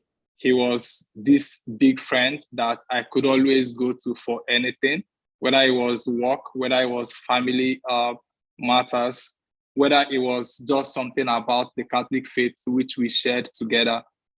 Francis has been there all the way. Everything I had done in my life in the past 7 years, professionally and to a large extent personally, Francis has been there providing support and guiding me all through the way. And his loss is a very big one for me that I've found it very difficult to understand or come to terms with in the past few days since I heard he passed on. Francis, we messaged me sometime in January this year, after we haven't spoken for about a few months then. And he was still quite hopeful and very upbeat about the situation, and was still, encouraging me to keep working and doing my best. And I really didn't know that that was going to be our last conversation. It's really a very difficult and a very painful loss to me personally.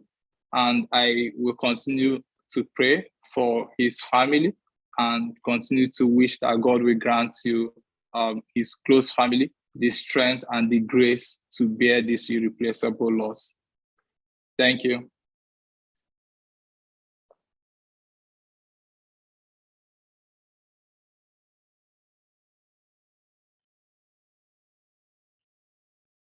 Okay, so while Lanre is getting ready, it will be my privilege to call Mr. Akin Oyebode, Commissioner for Finance, Ekiti State.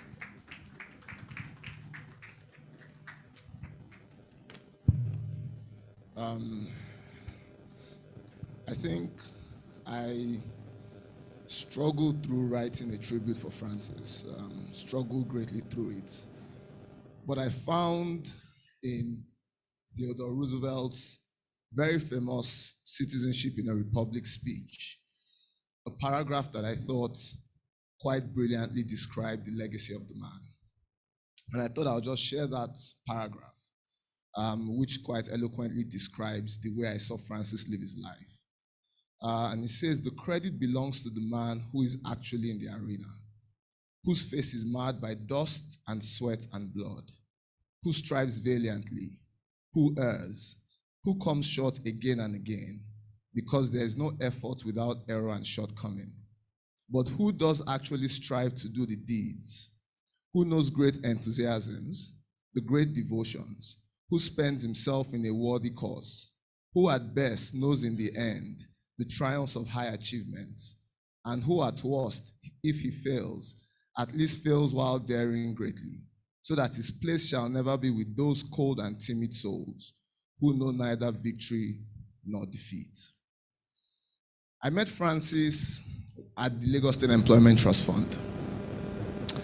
And at that time, it was important to have a lawyer who comprehensively had my back. It was my first job as CEO of the fund. I had a very difficult board. I hope none of my board members are here. Wow, I see somebody raising their hand. But the one thing I went to battle with every day was knowing that I had a lawyer that had my back. And he just didn't have my back from a passionate perspective. He had my back because he was an incredibly brilliant lawyer. And in the 3 years I spent there, we had a number of very interesting conversations. It started with work, and then very quickly went on to regular conversations about his wife and his beautiful daughters.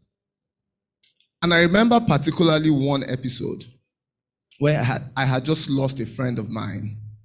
And I just come back from the funeral, and I think he was at our offices doing something. And he said he had a very interesting conversation with me about mortality. And in that conversation, I understood that this was a man who was at peace with his mortality, but who was in an incredible hurry to make a lot of impact. And so I think about Francis the lawyer, Francis the politician, but I am especially grateful for the privilege of his friendship. And it's an honor and a privilege to have called him my friend. And so to his wife and daughters, while we continue to pray for you and we continue to support you, though much is taken from us, much still abides. And I pray that the legacy that your husband and your father left behind will continue to live in your hearts, and that the beautiful memories he left behind will provide some succor from what is a deeply incredible loss. Thank you very much.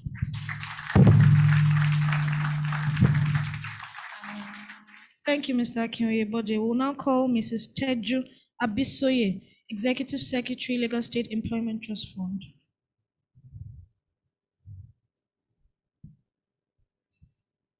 Good afternoon, everybody. What bonded Francis and I together was seeing the new Nigeria, the Nigeria of our dreams. And he thoroughly believed in the LSCTF model as an avenue to create wealth for the population. So he gave it everything. When I was appointed the executive secretary right after Mr. Oyebode, there were two things that I'll just talk about Francis providing pro bono services to us for. We had an issue around law amendments, and I had a personal issue with somebody petitioning against me through the Lagos State Ministry of Justice. Everything Francis did, he wrote, responded, worked on it. I was waiting for a bill, but Francis never gave us a bill. And he said something to me after they stopped being the company secretary. He said, it's never about that money. It's never about what you can pay us. For us, this is personal. The Employment Trust Fund represents a model that works. We were part of it. We saw the structure being built, and we believe this thing must survive. He was committed till the end. We were part of the people that for the last 2 months he still offered to go to the House of Assembly to go and defend this amendment. Francis never stopped. Thank you. Francis never stopped holding my hands, even when I didn't know what to do. I knew Francis was there, and it was such comfort that despite what the politics, despite all the fights that were going on, I could call Francis at short notice. Mr. Dem is here, and explain. And immediately he's getting into the office to come and talk about it, to counsel me. One of the things he really spoke to me about was legacy. It was so important to Francis that we recognize the importance of legacy. I think my conclusion is what we can do for Francis is realize that there's an urgency for this new Nigeria. We must ensure that LSCTF survives and thrives despite any political issue.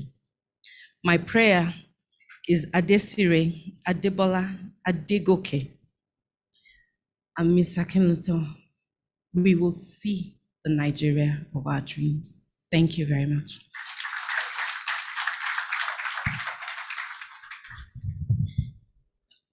Thank you, Mrs. Teju Abisoye. We'll now call Mrs. Bilkis Abiola, General Manager, Lagos State Records and Archives Bureau.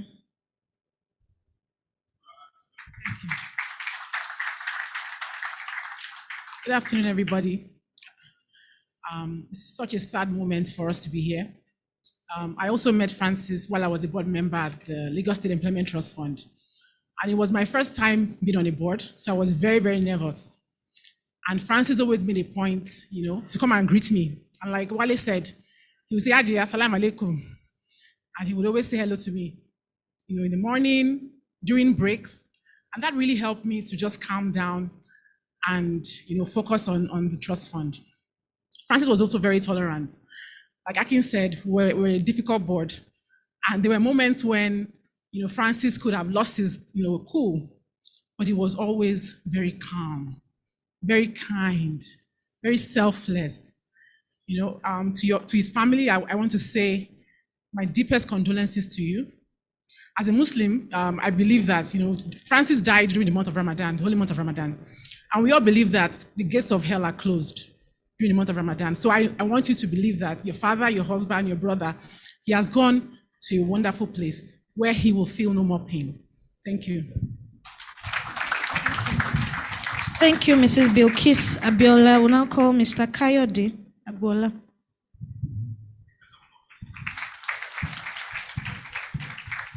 Good afternoon, everybody. My name is Kayode Adigbola.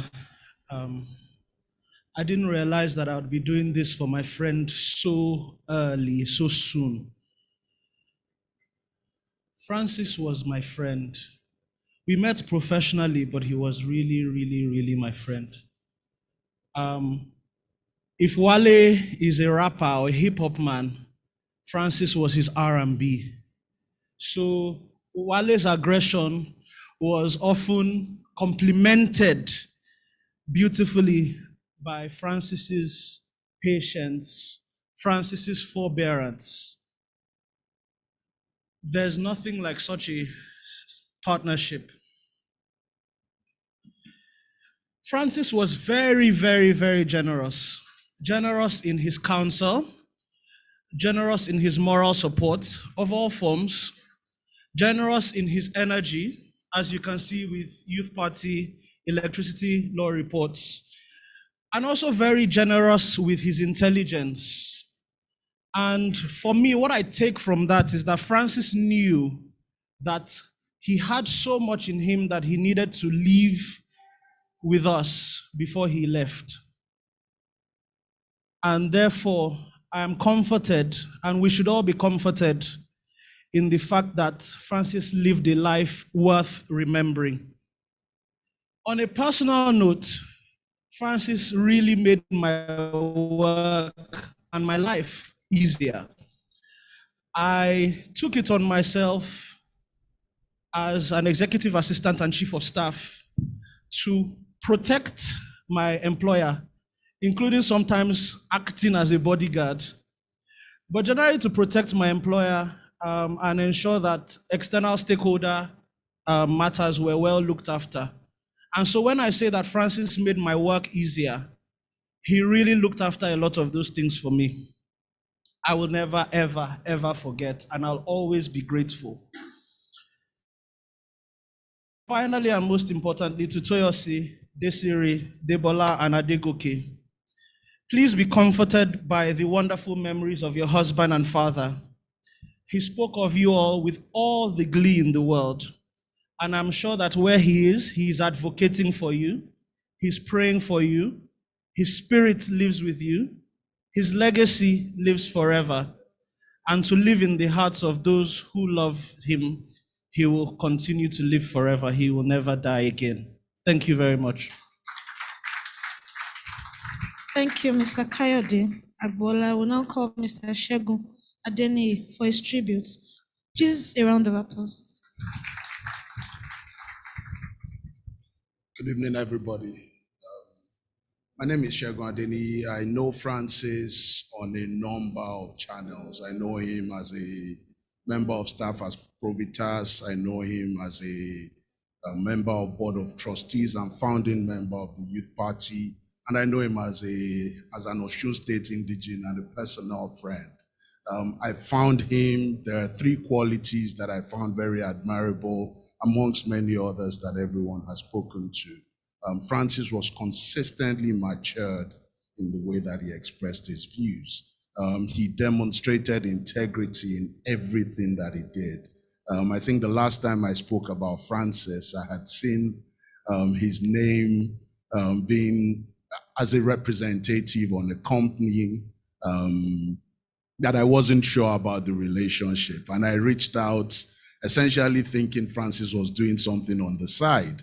And instantly, Wale's response to me was, no, it's impossible. And then I even gave more details about it, and Wale said, I know. And I found that very credible. Just listening to everyone here today, I think there are a number of things I would like to sort of instill. One is that Francis led a good life. It's unfortunate that he has left, much sooner than we all desired. But there are a lot of lessons that we can take from that as we also identify things to emulate. To Francis' family, my biggest prayer to you is that God will raise mentors for you and your children. God will grant peace and comfort to all of us that loved him and dearly miss him. And he will raise your children, Toyosi, to be role models and surpass many of the things that Francis did. May his soul rest in peace. Thank you, Mr. Segun Adeni. We now call Mr. Yahaya Meibe, CEO, Fun Mobile. Please, a round of applause.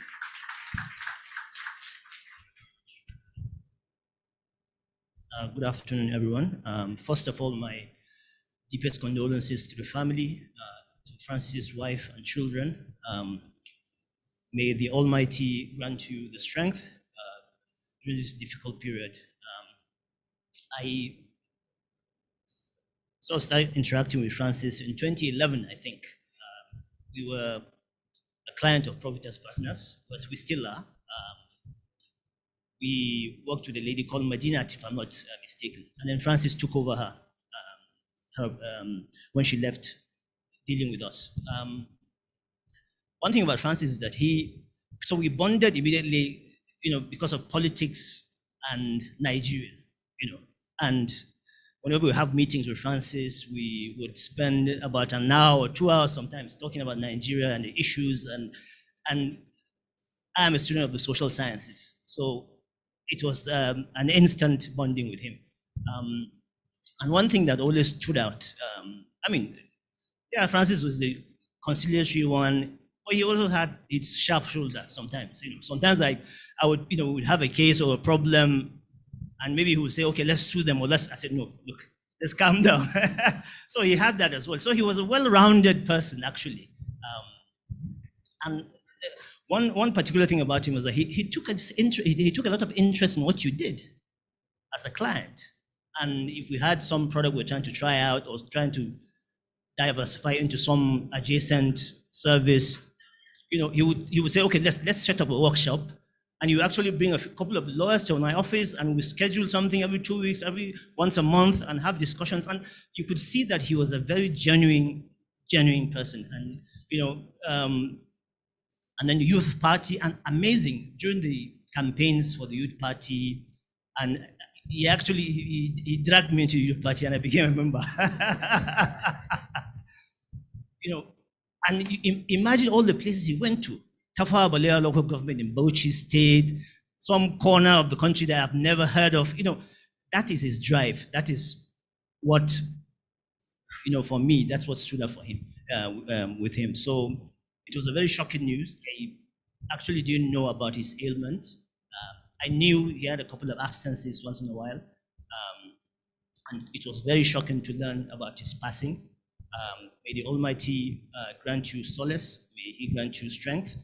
And inshallah, we'll be there all for him. I'm part of the Probitas family. I've been with Probitas since 2008, if I'm not mistaken. And may the Almighty grant you strength to bear this loss. Thank you very much. Thank you, Mr. Yahaya. Perchance, is Amaka Obiora here? Okay. In her stead, I would like to please call Miss Rachel Mwaje, Deputy Company Secretary, Caverton Offshore Support Group, PLC. Please make her feel welcome.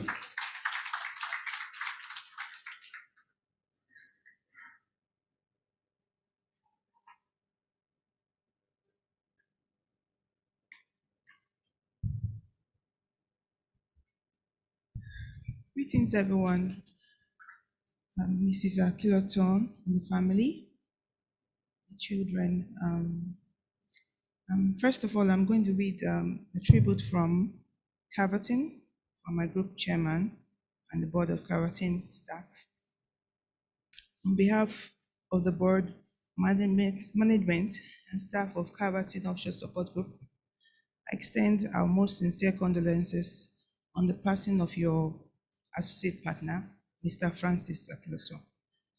The news of Francis's death left us so deeply saddened. He was a vibrant young man, full of potential and a goal-getter, committed to his legal profession and to the upliftment of his country and its young people. As one of the founders and a member of the board of trustees of the Youth Party, Francis was ever so pleasant and respectful to all at Caverton.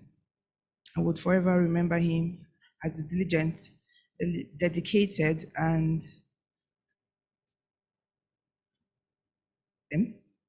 skills, and someone that left a positive impact with everyone that had the privilege to know him. He will be sorely missed by all of us. Our heartfelt sympathies are with his family, friends, colleagues, and we pray that all the bereaved will find the fortitude to bear this great loss. May his soul rest in perfect peace.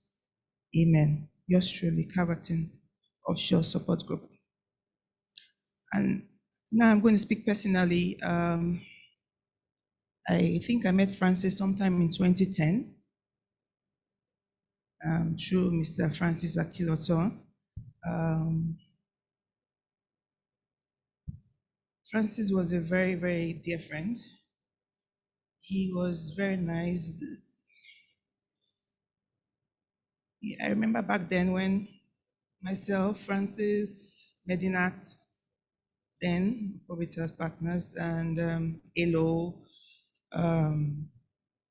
Leko, all of us, I worked in Caverton. I was the deputy legal manager back then, and Francis joined us as associates. So we'd work together. I'll call him up for things that I wasn't really informed about. He would he would teach me, like every one of us know here that Francis was a teacher. He would assist us, myself and the then company secretary, Dupe,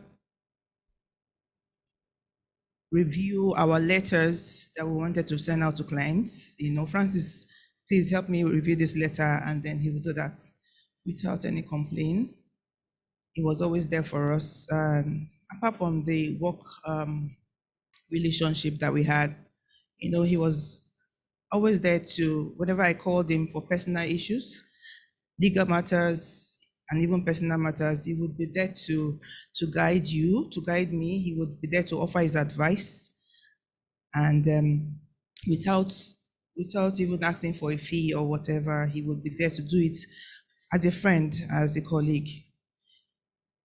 You know, I first heard of Francis's sometime in 2021, early 2021, and I was really saddened. You know, he initially, you know, I kept calling him. We had so many things we needed to work on together for Caverton, because Francis was one of the legal team of Probitas that was so involved in our listing by introduction to the Nigeria Stock Exchange. So he was a fundamental part of that that particular work for Carverton.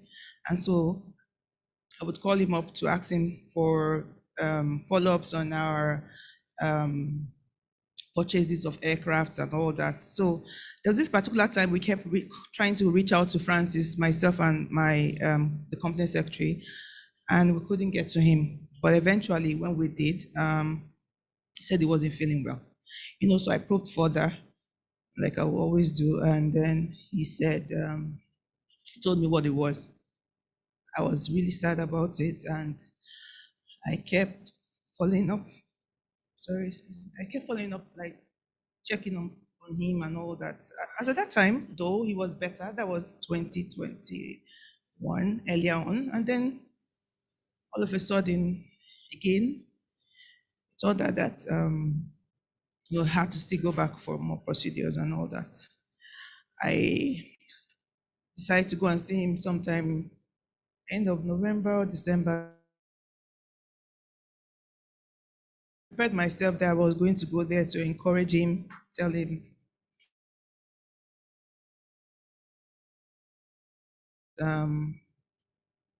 I should trust in the Lord. But to my greatest surprise, when I got there, he was, for lack of a better word, he was the one encouraging me for him, you know. So he was, you know, putting some Bible verses. He was so brave and positive. You know, he was sure that he would be better. So I kept following up, and then sometime in January, you know, I kept following up, and February, March, and then up until 29th of March, I sent a message. You know, normally I would send a message, he doesn't pick up, he doesn't respond or call, and then I will reach out to his colleague, Damilola, just to check up on him and find out how he was doing. But the last message I sent to him was on the 29th of March, and he didn't respond, he didn't pick up. I was extremely busy at work that period, board meetings and all the rest. So the next thing I heard was he had passed. I felt really, really pained because I didn't get to see him that period. And but after everything, I visited Mr. Wale, and I was encouraged again. You know, Mr. Wale showed me the text message that Francis had sent. It was so positive. It was positive in it all. So I was strengthened again, and I'm sure because before Francis demise, I found out that he had given his life to Christ, and it was all about Jesus. It was all about God. So I am consoled, and I want you all to be consoled for the fact that Francis is resting in the bosom of the Lord Jesus Christ. My condolence again goes out to the wife and the family and everyone. I would want to say something very personal. I was once a widow, and sometime when I just finished my university, 500 level, I was 24. Then I became a widow, although now I'm remarried. And God comforted me, family comforted me. So I just want to encourage you, Mr. Akinlotan, sorry, that God will be there for you. He will never leave you. He will never forsake you. He's a father to the widows, and he's a husband to the widows, the father to the fatherless. He will be with you, and we, friends of Francis, colleagues, will always be with you. God bless you. Thank you very much, Ma. I'd like to quickly call on one of the clients, Ms. Lamide Agunloye, please.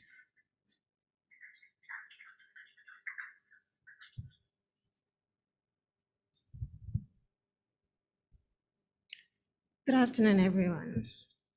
My deepest condolences to your family. I met Francis in 2013 through the Probitas family. And as I'm recollecting his life and hearing how busy he was, I'm eternally grateful as how he made it seem like I was his only client. A case that should have taken 2 years, I think we took almost 6 years, and Francis was always there. And I was telling Fumi last week, every time Francis called me, he would introduce himself to me as though we're speaking for the first time. That was how humble he was. And when I would get impatient and I would get upset about how the case was taken, Francis always said, Mami, Emanisuru. There's nothing that has been said here about Francis that is a lie. Not one thing. He was extremely nice, extremely humble, and always extremely involved. He helped me handle a lot of personal matters that have to do with my business that I also thought was none of his business, but he was always trying to help me. They say a good name is better than riches. He's left you the riches of his good name. God bless you.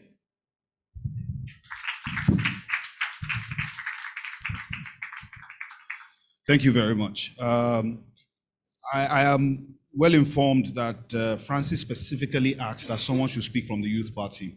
And we intended to have Mr. Tomiwa Aladekomo, national chairman of the youth party, but unfortunately is absent. In his stead, we will have Bolaji Ogalu, who is part of the board of trustees for the youth party. Please, let's make him feel welcome.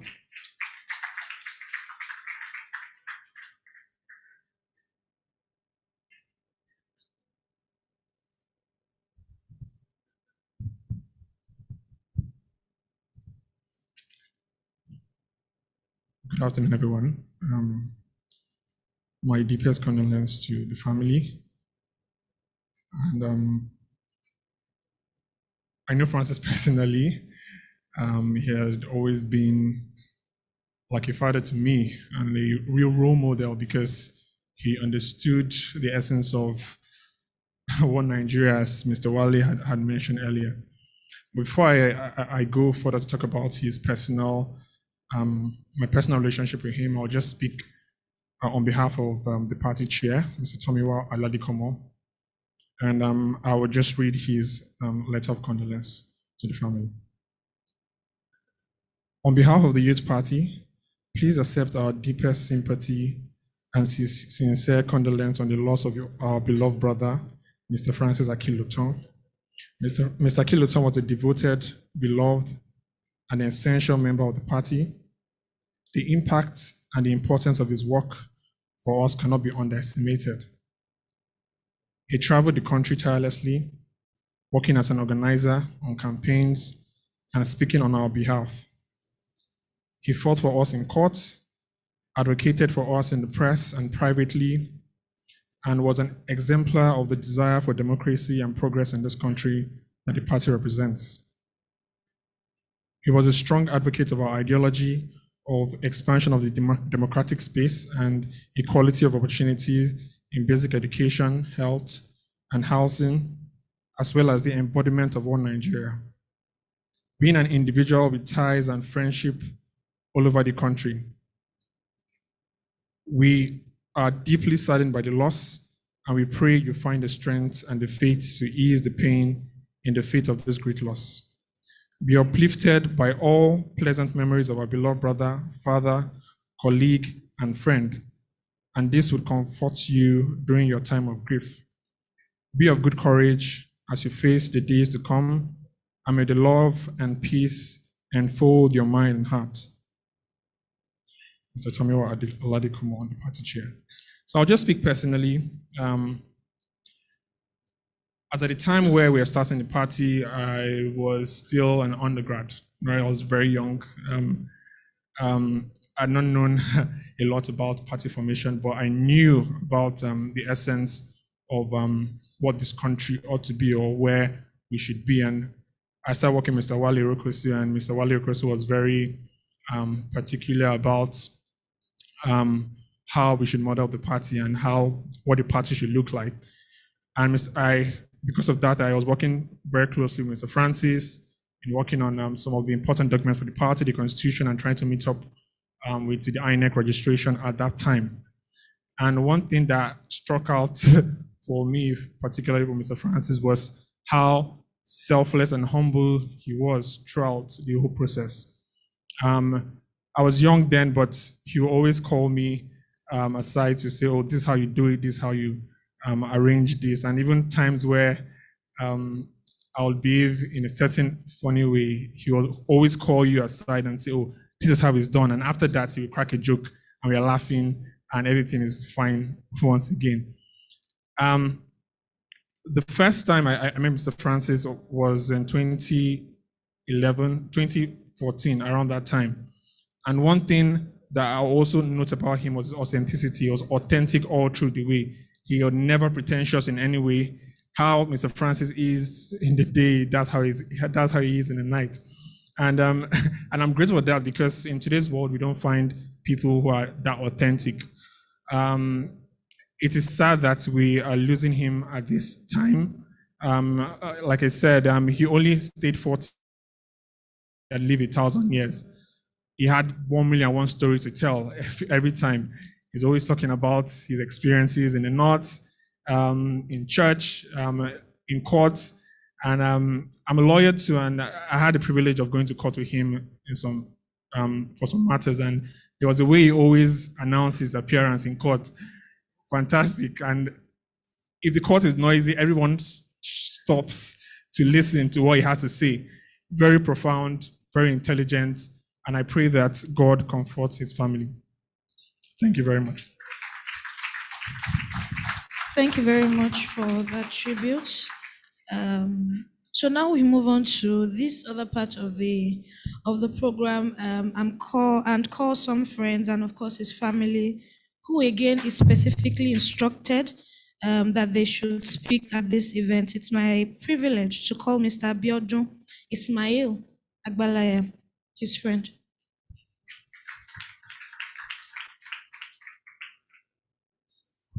Thank you very much. Good evening, everyone. Yeah, I met Francis about 20 years ago. We met during our early days at Obafemi Awolowo University, OAU. I think I knew him from part one. We're not that close in part one. I knew him as someone that was quite active in class. What some people will later discover about me is I can be very silent, and I can also be the outgoing type. Even in our class, I'm not sure many people knew me until our part two. I was just on my own. So I met Francis, I think, outside of class now at Fajui. I was just reading. He was there with a couple of guys having some academic discussions. So that was how I joined, and we became friends. Started from academics. Then from there, there was no way I would not do what Francis was doing. So I later became that popular guy in the faculty also because of Francis. People used to call us identical. We used to call ourselves identical twins. We're that close. He introduced me to politics at the faculty then. We started doing a lot of things together. We did drama, MC. I think Mr. Iroko is one of the people that stopped his MC career. Yeah. In fact, we had a couple of classmates that from Ife, they ensure that we will be the ones to anchor their wedding ceremonies, and we did quite a few. So Francis, the kind of person he is someone that it gives it all, everything about him. Francis cannot enter a place and you would not know that he's there, no matter what the atmosphere is. No matter how tense the atmosphere is, it would lighten up the mood.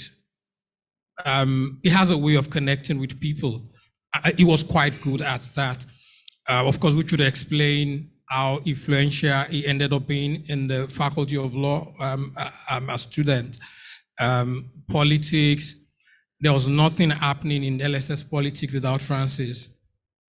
Yeah, even outside of Faculty of Law, people would get him to consult politics, strategies, and all that all over the campus then. Anything I can remember doing as a student at IFE were things that I was able to do because Francis was doing and I was doing it with him, right? Campus journalism, we ran commentaries for football competitions and all that. And even after leaving IFE, career, we started looking for jobs and all that. I'm a Lagosian, but I was raised in Ibadan. I was not quite a fan of Lagos, living in Lagos back then. The first 3 months after NYC, I stayed with Francis. It was the first one was during Ramadan in 2009, if I can remember correctly. The family would wake up to prepare sari for me. We would eat sari together. Of course, he might break his own anytime during the day and all that. He showed me Lagos. Island would move from street to street, dropping our CVs. And in fact, the first job I got at the law firm, we were dropping CVs, moving from office to office. We got there. We spoke to some lawyers there. Of course, Francis, they became a fan already. So they advised us to try and wait around a bit to see the managing partner, and we did. So when the managing partner came in, we went inside, we talked, that we were looking for jobs and all that. So the guy asked us to do a couple of things. Now, just I think a week prior to that, Francis already got an offer, but he was not quite sure of. Now, what the managing partner asked us to, I think he asked us to write maybe some essay or something that we should submit by email. Francis deliberately held on submitting his own because he had an offer, though not what he wanted, right? So I basically just walked into the job because Francis stepped aside. So he's that kind of a person. And even for Probitas, I'm not sure if Mr. Wale and Mr. Kazim can remember, he almost brought me into Probitas. I did a test. I was supposed to come for an interview, and I got some offer elsewhere, and that was it. So Francis is someone that would give all for anything he does, which is why he would not do something that you would not notice him. He was that good at anything he laid his hands on. It's sad we've lost him this early. I have lost a friend. I've lost a brother. I've lost a soulmate. And it's profound that the last moment, last couple of weeks, last couple of months, he remained strong. I would leave him on my way home. I would cry in the car and all that. He never broke down. He had that strong belief that he was going to pull through. My message to the family again is we pray that God would comfort you. Mrs. Akinlotan, Omodesire, Debola, God will comfort everyone, and we pray that his soul will continue to rest in peace. Thank you very much. Thank you, Mr. Abiodun Ismail Agbalaya. I will now call Mr. Gbenga Bamimore.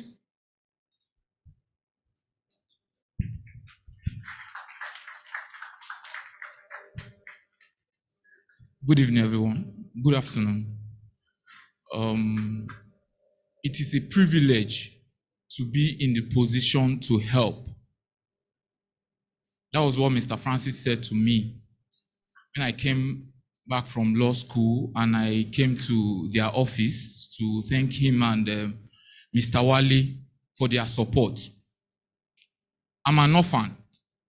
I met Mr. Francis as an undergraduate in Ife. He came to deliver a lecture with one of his colleagues.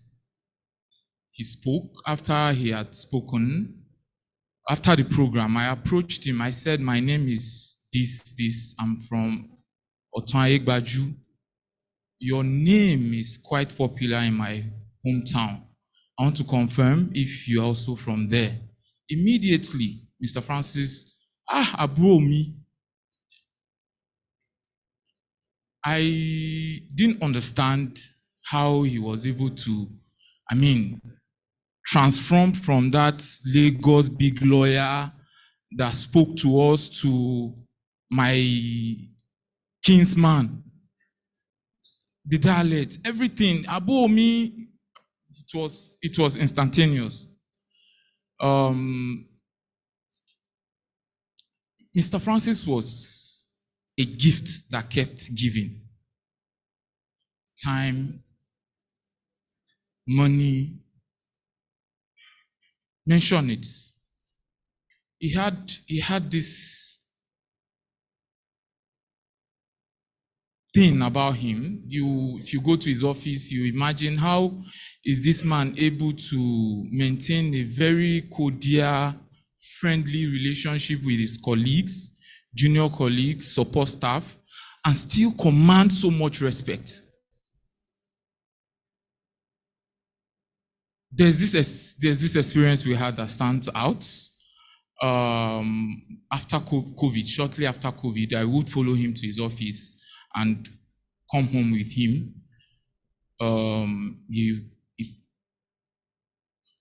Esther, one of the colleagues, and Mrs. Ekundayo, is support staff in office. Mr. Francis, we were in the car and we bantered. I ran my mouth as usual. He's my Egbon. I call him Egbon. We got to Eco Hotels, in front of Eco Hotels, and Mr. Francis said he heard something at the back of his car. That is like his tire or something, that I should go check with my suit and tie. I alighted from the car. This person just zoomed off. In front of a hotel, people probably thought that maybe I was robbed and they abandoned me and ran off. As that was how I started chasing Egbon. He now parked in front. He said, next time you will not challenge me in my car. There are several experiences like that, like when we went to Benue State of course, Mr. Francis will rub off on you. I became a member of Youth Party through him. We went to Benue State together. Mr. Francis was all dust. We passed, there was this road. I looked at him, he looked at me, and we both smiled. I wondered why this man has a big lawyer in Lagos. What are you doing on the road to Benue State? He first Youth Party convention, Mr. Francis could have flown to Abuja, but he drove with another colleague just to pick me in Ife to Abuja. Nobody, I did not understand. He gave me so much validation. He was more worried about my tuition than I was. He was more worried about my tuition for law school than I was for myself. He would call me and say, Elola Tinibai, like on and on. I'm grateful that I met Mr. Francis in my life, and I make bold to tell his family that without Mr. Francis in my life, a lot, if not everything, would have been different.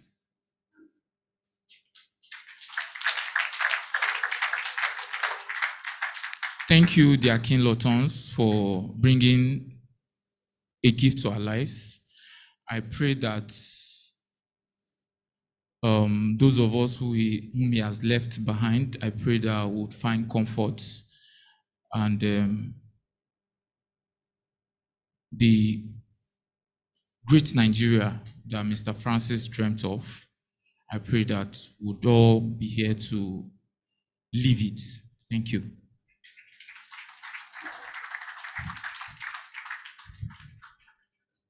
Thank you very much, Mr. Gbenga Bamimore. Okay, so this one is a bit personal.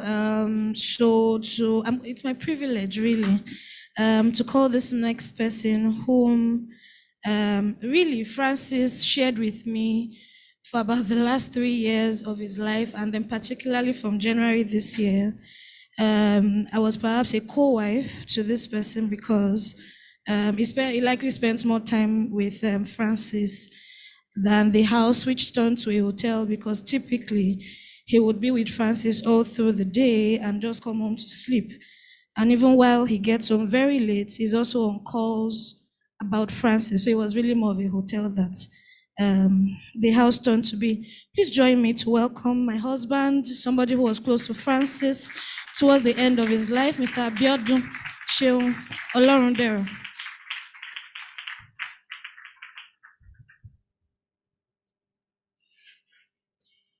Thank you very much. Good afternoon, everybody. Okay, so I went to same high school with Francis. We've been friends for 23 years. And everybody has said a lot about him today. He's a very great influence. And started influencing me 23 years ago or thereabouts.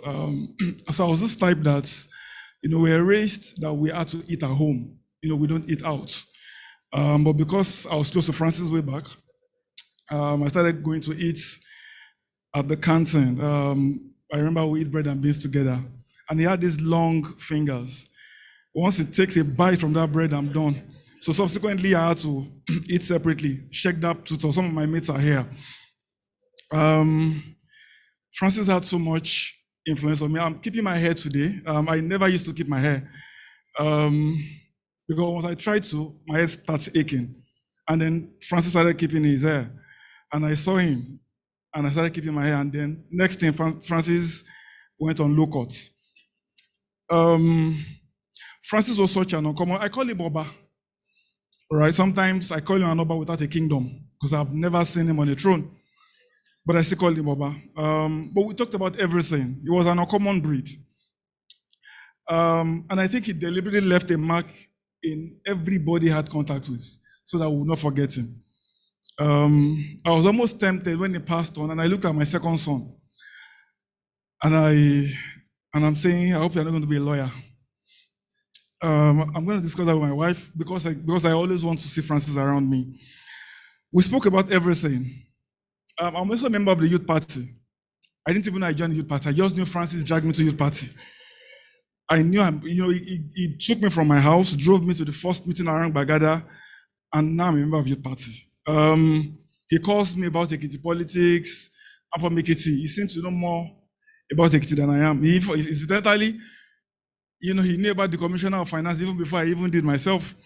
So we spoke about politics, family, economy, business, agriculture, law. Sometimes I even find it difficult to understand what religion is practicing, right?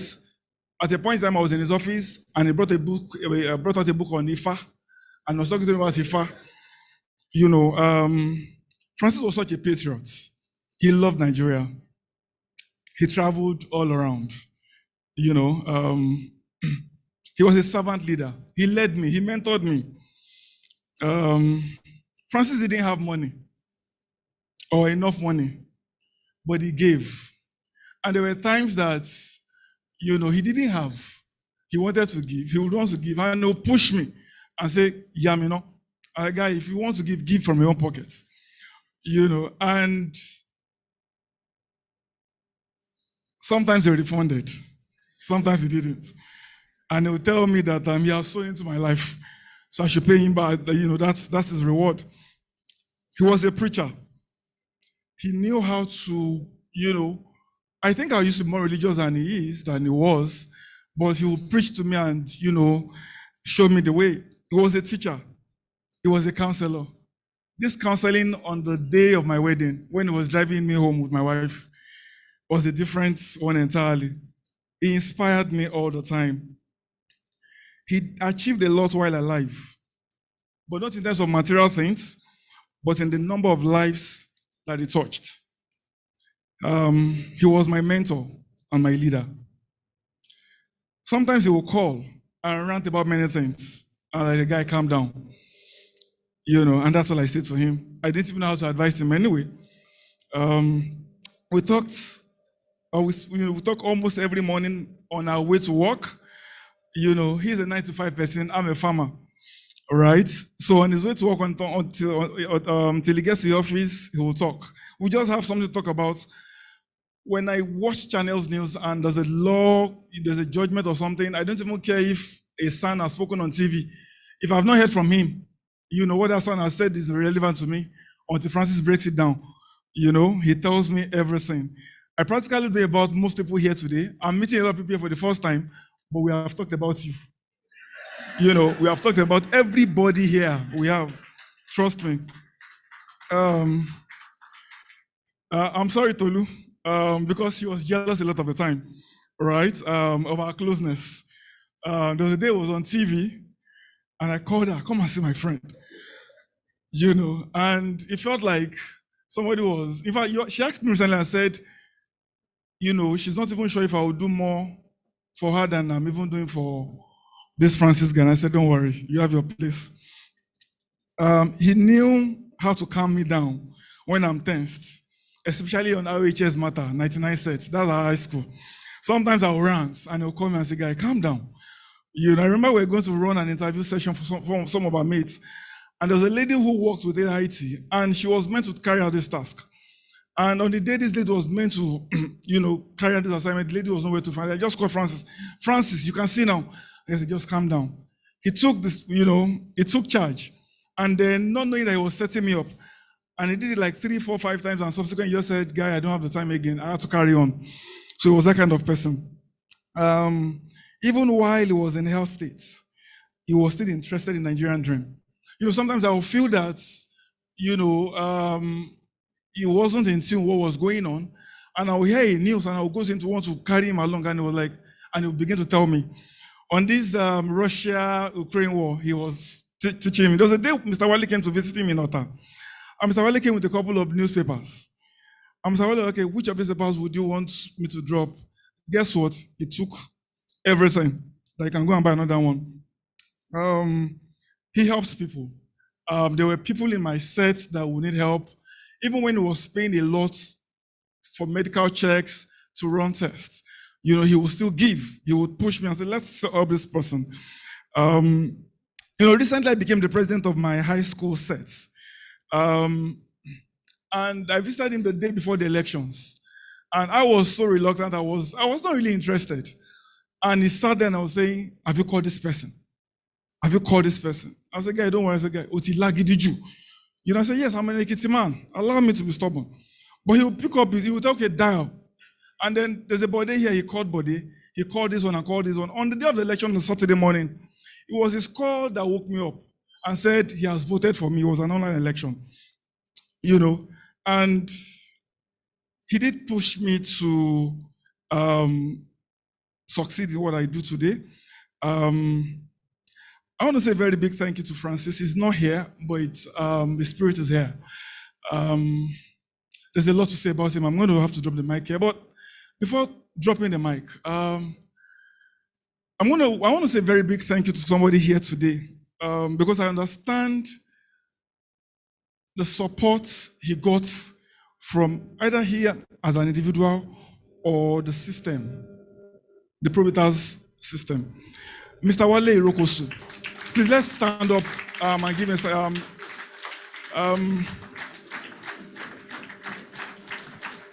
Mr. Wale, thank you very much, sir.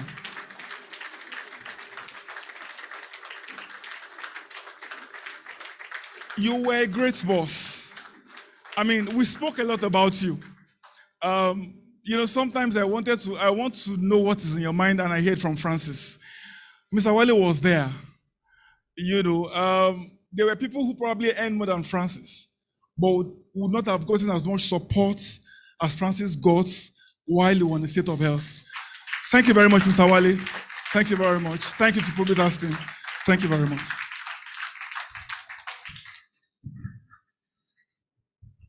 Thank you, Biodun.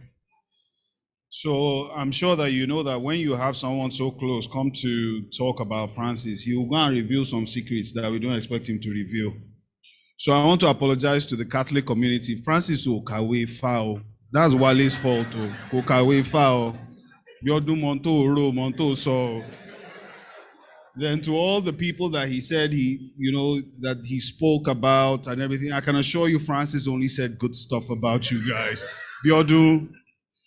Right. So many of us have come to talk about how stellar, how impactful, how such a great man of multiple dimensions.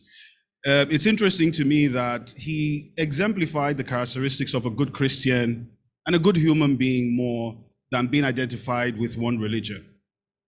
And there are a lot of people who carry the cap and walk around like they're the Pope and don't exemplify those behaviors. So for me, I think above all, we respect and pay homage to the fact that he was a man of value and virtue. And even though we've all said beautiful things about him, there's some people that were dear to him, and we want to also hear from them.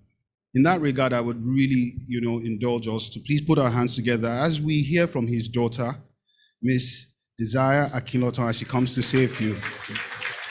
Desiree, my bad.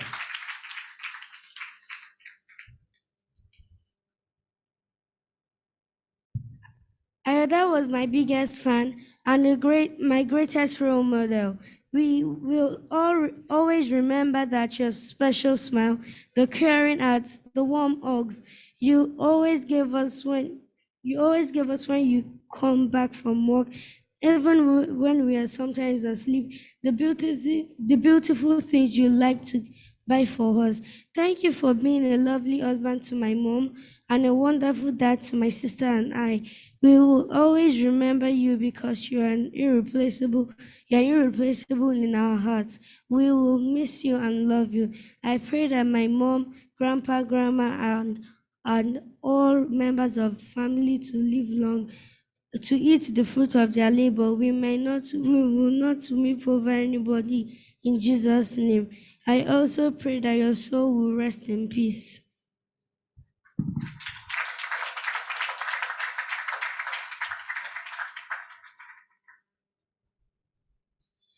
And of course, to his second daughter, Adebola Akinlotan. Let's put our hands together for her. Adebola, do you want to stay here or so that we can see you? Yeah, come and stay here. I'll help you hold your book. Okay. Ayoda, I love you so much, and I'm really going to miss everything about you, especially when you watch our favorite channels with us. I will miss your stories, the way you try to teach us how to speak Yoruba, the way you help us with our homework and midterm project, the way you take us out, the things you buy, and how you love us so much. You are the best dad in the world. May your soul rest in peace, Ayoda.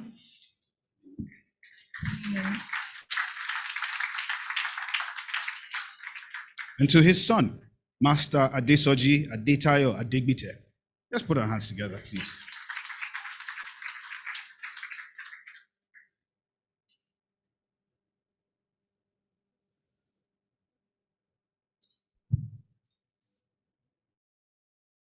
So you need to be here.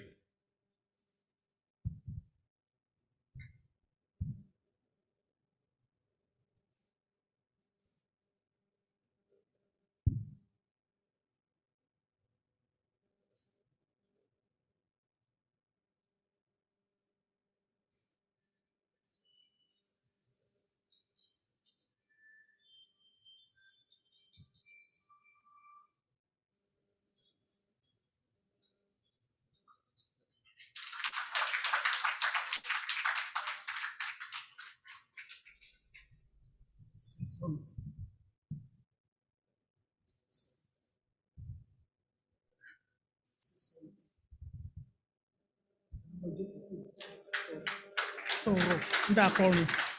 Because pray. We are praying.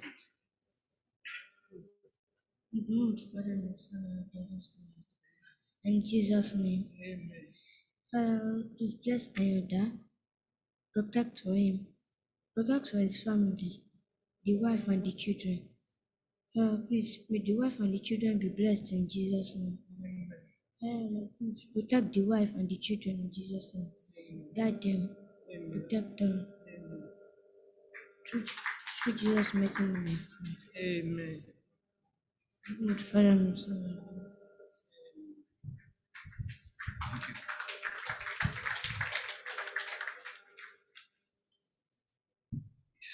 And of course, this occasion will not be complete. Some would say better half, some would say other half, but I haven't had the pleasure of meeting her personally. But I can assure you one thing. Everything we have said of this fine gentleman, this stellar human being, the bulk of the entirety of it rests on this woman and who she is and the quality of her character and support for him. In that stead, please, let's put our hands together as we receive Mrs. Omotoyosi Leila Akinlotan. I think we can stand up. I think we can stand up.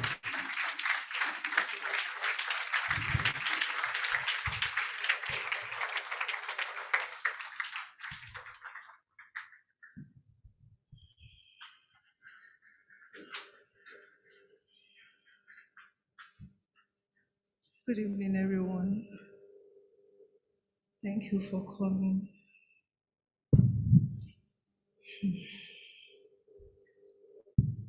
I thought I'll be reading my tribute to Francis, but after I heard everything everyone had to say, I changed my mind. I'm just going to share some few memories. Of course, we had a lot. You were all able to say things and memories shared at work, but I'm very sure that nobody spent as much time as we spent together the past 13 years. I met Francis in 2008. God bless that day. When my father bought a house in front of his father's house, and when I got to that area and I was like, is there anything good around here? Until I met Francis. You will pardon me, sometimes I may have to use is because it's so difficult for me to use was. I still believe he's very much around. So I've not even said rest in peace to him because I believe he's very much around. So he was my very good friend. Then I was in my final year. And he was always boasting that he was in law school. I said, whether you're in law school or not, we are still going to serve together. So I don't know the number of years you have spent in school, but we are in the same set. So that was I kept telling him. So before I went for NYSC, I got a teaching job somewhere around the Lupeju, and it was one that encouraged me to get that job because I was just at home doing nothing. So when I got my employment letter, and then the pay was 15,000 naira, but I was very, very excited. It was 2008. So as I was coming from Ilupeju, then I got to our area, AIT Road. Then I saw Francis was going out. I jumped down from the bike. I called him, Tolu, guess what? I got that job. And he said, then I gave him the letter. I told him to open it. That 15,000 naira was a lot to me then. So then he collected the envelope from me and he didn't open it. Then he gave it back to me. He said, when I come home, we'll talk about it. So I was waiting for him to get back that day. When Francis got home, then I said, I gave you that letter. You didn't even bother to open it. He said, don't show your employment letter to anyone. You don't have to let everybody know how much you earn. Some people will look down on that amount, and some people will still talk about it, saying things like, despite the huge amount this person earns, this person cannot still take care of him or herself. So he said, don't ever show your letter to anyone. I said, okay. Then on my birthday that year, that day was in February. So later that year, in April 16, on my birthday, then he called me. I was at my sister's place. Then Francis said he had a confession. said, I've heard all those kind of gist before. What's confession? He said, Mo fẹ́ fẹ́ ni o." He said, Mo fẹ́ fẹ́ ni Shuloka. Then I laughed. I said, You were. I said, You were. So I just laughed about it. So it kept disturbing me. Then I told him, okay, if you want to marry me, go and tell my mom. I just wanted to make a jest of him. I didn't know he was going to take it serious. So he went to my mom. He told my mom he wanted to marry me. He told my dad he wanted to marry me. And my mom called me and said, this boy in front of our house is serious about this thing. He really said he wants to marry me. I said, don't mind him. And I just want to trouble him that I thought he was not going to be able to come to you. So I love Francis for his realness. I love him for his realness. I was convinced by his realness because right from the day one till date, he did not change anything. And sometimes I wonder, they said lawyers lie, they tell a lot of lies. So I always ask him, I said, because he doesn't lie to me. And I find it difficult to believe that he has not told me any lie. So every time I keep telling him that, you cannot be so good. So, sure, and if you don't have any other bad side, at least people say that people can be very good, but there is always the other side. But I've not seen his other side. Sometimes I wake up to admire him, honestly speaking, because I know that I'm a troublemaker, but he really taught me a lot. I can remember, I wrote 2 things down here. In 2010, when we got married, he had a job then. The salary was not really always coming in monthly like that. So I told him to quit that job, although I was scared to tell him to quit the job because I wasn't sure if my salary then would be able to feed both of us then when we first got married. But so he stopped that job, then started working on Nigeria at 50, then with one of our family friends, then brought Tony. So my own salary was what they would use to print. That's what they will use to print the banners and everything. So I told him, I said, Francis, something good must come out of this Nigeria at 50 because I don't like Nigeria. And I don't think anything good will ever come out of this Nigeria. So don't waste my salary to print any paper for Nigeria. But he kept doing it. So then they got sponsors. So MTN was one of their sponsors then. So they gave them generator, they gave them bike, and 2 Samsung phones. So that phone, my eyes was on that phone. I said, okay, since there were just 2 of them, Francis will take one and Brotoni will take one. Brotoni was very smart, started using one. So I started telling Francis, Brotoni has taken one. You better don't forget to collect the other one. And then they always call me Dada Oleja, Shugola Buro, because I know Francis will not talk. So I always want to be there for him to talk whenever he's not going to say anything. So when they finished Nigeria at 50, Brotoni said, Francis, it was nice working with you, and gave us 2 traveling bags. I said, Brotoni, what about the second phone? Won't you give us? Then Brotoni said, Mo Poma Sorrow, that he knew I was going to talk. So Brotoni gave us the one he was already using. Francis collected it. I was very angry. And I said, no, Brotoni will give us the other one that he has not used. But Francis collected it. And of course, I knew he was going to give it to me. So he gave me that phone, and then the keypad of that phone, the button shifted to one side, so I was very angry. So he said, okay, let us go to the bus stop and fix it. When we got there, we spoke with the guy. The guy said he was going to repair that phone for 800 naira. So Francis said he would not be able to. No, before he left, when the guy wanted to start repairing the phone, he just unscrewed it and balanced that keypad and then screwed it back. So one lady told me that don't pay 800. I said, yeah. The lady said yes. So I said, okay. I said, Francis, you know what? I want to make trouble. Go to the bus stop. So he said, no, now that I should not make trouble. I said, no, you have to go. That I want to do something here. So he went. And I said, Egbon, this phone, you said you collect 800. The man said yes. I said, I got 200. The man said no. I said, after all, this thing, I could have even done it at home if I knew that was what was wrong with the phone. So the man said, Egbon here, Dada, where is that uncle that was here? That he has already agreed. So I started looking for Francis. I started calling him on my other phone that don't come. So the man now said, I don't like this kind of work. Oh, shall bring it. So Francis was not patient enough. Then he now came. So that man now said, Egbon, you agreed that you will pay 800 naira. Then Francis said, give him 800 naira.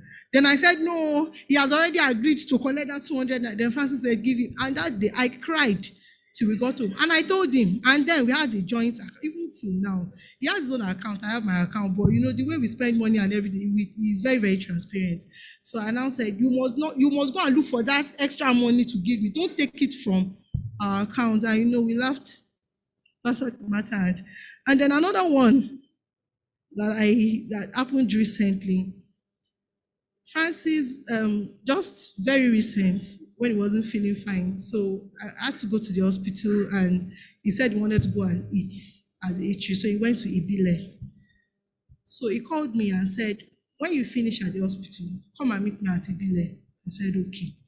When I finished at the hospital, I said, Ibile, just Onipan, let me just take bike, Napep to Onipan. Then from Onipan, I'll just fly bike and go. Yeah, I like taking bike. Even sometimes I just leave the car at home. I prefer bike.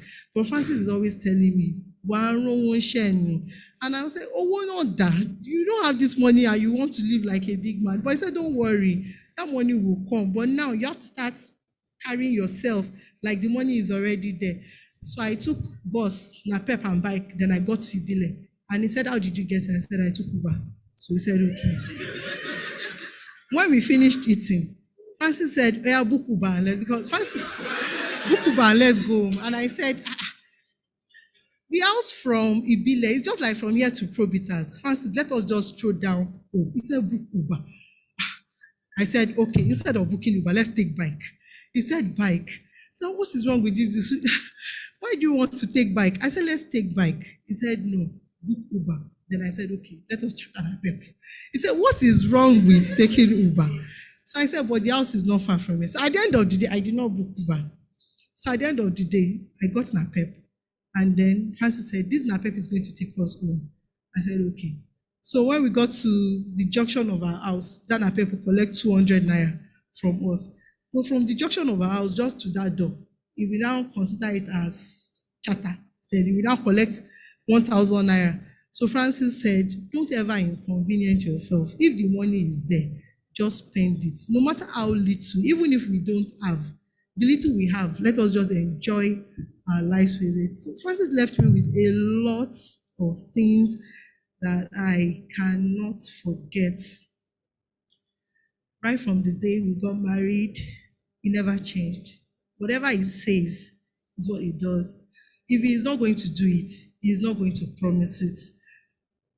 It is very difficult for me to stand here to cry. I even said I'm not going to cry. Anytime you see me shed any tears, honestly, just know that is only when I remember the good memories, because the last 2 years I spent with Francis were different from the past 11 years, honestly, because I lived with Francis for the past 2 years as if I wasn't living with him, even though he wasn't feeling fine, but he really wanted me to be independent. And I asked him, since 2020, he said, I want you to start doing things on your own. We started our school in 2015, and Francis does not care whether I get money from that school or not, but he will always support me with the salary until 2020. And he said, see, you have to start paying salaries by yourself. That is not going to assist me to do anything. And I started wondering, are you going anywhere? He said, no, but I should learn to do things on my own. And I tried to do that until later last year, and I started asking him for little support. But when he says that it's really very difficult for me to do, then he will just give me a little push. But I'm grateful to God that even though he just passed on, but then he gave me that time to adjust to living without him. I don't know how to explain it. I'm sure nobody is going to understand, but I'm sure Francis doesn't want me to keep crying after he's gone. He didn't just leave me with those good memories to start pondering upon and start crying and start remember. Whenever I remember Francis, honestly, and people have been wondering that I've been putting a lot of his pictures, videos on my status, and that is because I'm not happy that he's dead, but then that's because I don't know, I just have that peace. He just gave me that peace. I don't know how to explain it, honestly, but he gave me that peace. Ah, I don't know. I admire Francis a lot. Sometimes I just wake up in the middle of the night and I'll just wonder, Francis is all mine. I'm just always happy that he is mine, and nobody can come and say Francis also belongs to them. And I'll just ask him, are you sure that I'm the only one you have? And he say, you are the only one, but you are too good to belong to one person. Are you sure? He will say, but even now, I still hear him. Like I was telling my sister I did for yesterday, I've been trying to imagine Francis. Even I cannot imagine him as a ghost or as a dead person. I still see him as he is or as he was. So I still hear him. So I did for yesterday when they were praying, because anytime the family starts to pray in the morning and in the night, whenever I hear them praying, I just go there to join. But you know, sometimes when you want to be lazy, and I'll be like, well, let them pray. Then I'll pray after they are done with their own prayers. And then I'll just remember that if Francis were to be here, Francis will say, go and join them now. So anytime they are doing anything that I feel that if Francis were to be there, that's what he would say. So whenever I'm doing anything now, I'll just hear that voice, do this. I don't know, it may not sound real to you, but that's the way I hear Francis speak to me now. I pray that God will continue to rest his soul in Jesus' name. And I also want to use this opportunity to say a very big thank you to Probitas family, honestly, because when Francis got that job in 2010, that day I was in church. It was on the 24th of December. Then he called and said that interview he went for, that he's going to get that job, that he met a man, said a lot of good things about Mr. Wale. I was very excited too. And then Francis got that job. Then until that job started taking Francis away from me, and I became very, very angry, honestly. And I said, I don't know, that you have to leave Probitas. It got to a time, really, we started, because then I've not met Mr. Wale, I've not really met anybody in Probitas, but Francis liked his job, and I know that since he got that job, I felt jealous because he then hardly spent time with me and the children. So I said he was going to stop that job. But I'm happy and grateful to God today, not because of any other thing, but because I allowed him to do everything that he really wanted to do. I'm happy that even politics, I'm happy that I allowed him to express himself. I allowed him to meet everybody that he knows today, that he met. I'm happy that Francis, thank you very much, Probitas family. Thank you for everything you did for us. Thank you for everything you did for Francis. We are very grateful, and I pray that God will reward every one of you, and God will bless Mr. Wale. It got to a point, Mr. Wale became, after praying, because when Francis was really very sick, and each time I write my prayer points, after I pray for Francis getting well, before my school, I put Probitas, honestly. Probitas, I pray that you continue to grow from grace to grace. God bless you. God bless everyone here. Thank you very much.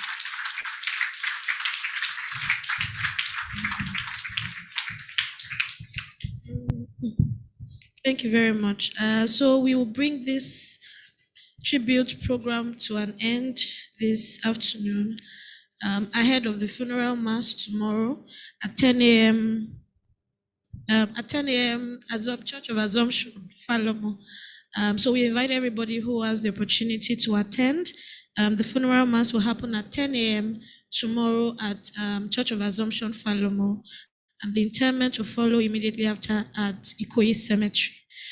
So I'll invite Mr. Kazim Yusuf, partner Probitas Partners LLP, for the vote of thanks. Okay, please, 1 second. I'm sorry, I remember something, I had to come back. And to the family members too, sorry. I want to say a very big thank you to everybody, because when, early this year, when the sickness became more serious, everybody started asking why I haven't really, why it wasn't showing all over me. It was because of members, grandma most especially. God bless her. Grandma, Baba, Sister, Mrs. Adikoro, everybody, Morayo, Clingy, everybody, the family members, they were all over me. Honestly, I didn't know Francis was going to die, so I was really waiting for that day that we'll have to celebrate with all family members. They did a lot. I've never seen a family like theirs. Thank you very much. Thank you for loving me. Thank you for loving the children. Reverend Sister Elizabeth Akinlotan, Mr. Adegboro, Mr. Tony Akinlotan and his wife, the Adegokes, the Tellers, the Jolao shows, the Agbetoyes, everybody. Thank you very much for standing by our side. God bless you. Mr. Londero, God bless you. God bless everyone. Thank you. Okay, so now we call for the vote of thanks. Thank you. Without much ado, I'd like to thank everyone for being here with us. It's made this challenging, tough period fairly bearable. We thank the Probitas family, our clients, our friends. A lot of you are here. Myself, and I'm sure Wale, I've been receiving calls from people we've not spoken to, heard from in years. And that you all made time to actually be here with us. I'm seeing some of you that were here from the beginning of this event till now. We thank you all. We thank our members of staff. And of course, we thank the Akinlotan family. You produced Francis. You're all what made Francis to be who he is. And it's been a benefit to not just Probitas partners, to Nigeria at large. And lastly, thank you, Francis.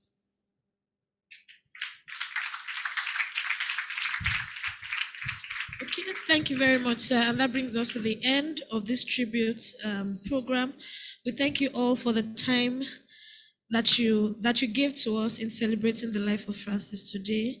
We pray that none of us will forget the lessons and the stories of impact that we've heard today and the lessons that we can get from it. We trust that you will take it along as we live our lives and continue the legacy that Francis has left behind. The family will be holding a service of songs at 7 p.m. today at Alagbado. I think the details should be in the tribute book. If anybody wants to go or need more information, you can talk to either myself or just talk to any of the family members. And then tomorrow at 10 a.m., Church of Assumption, Falomo, the funeral mass will be held. And then the interment follows immediately after. Thank you again. We wish you a safe trip back to your different locations. Thank you.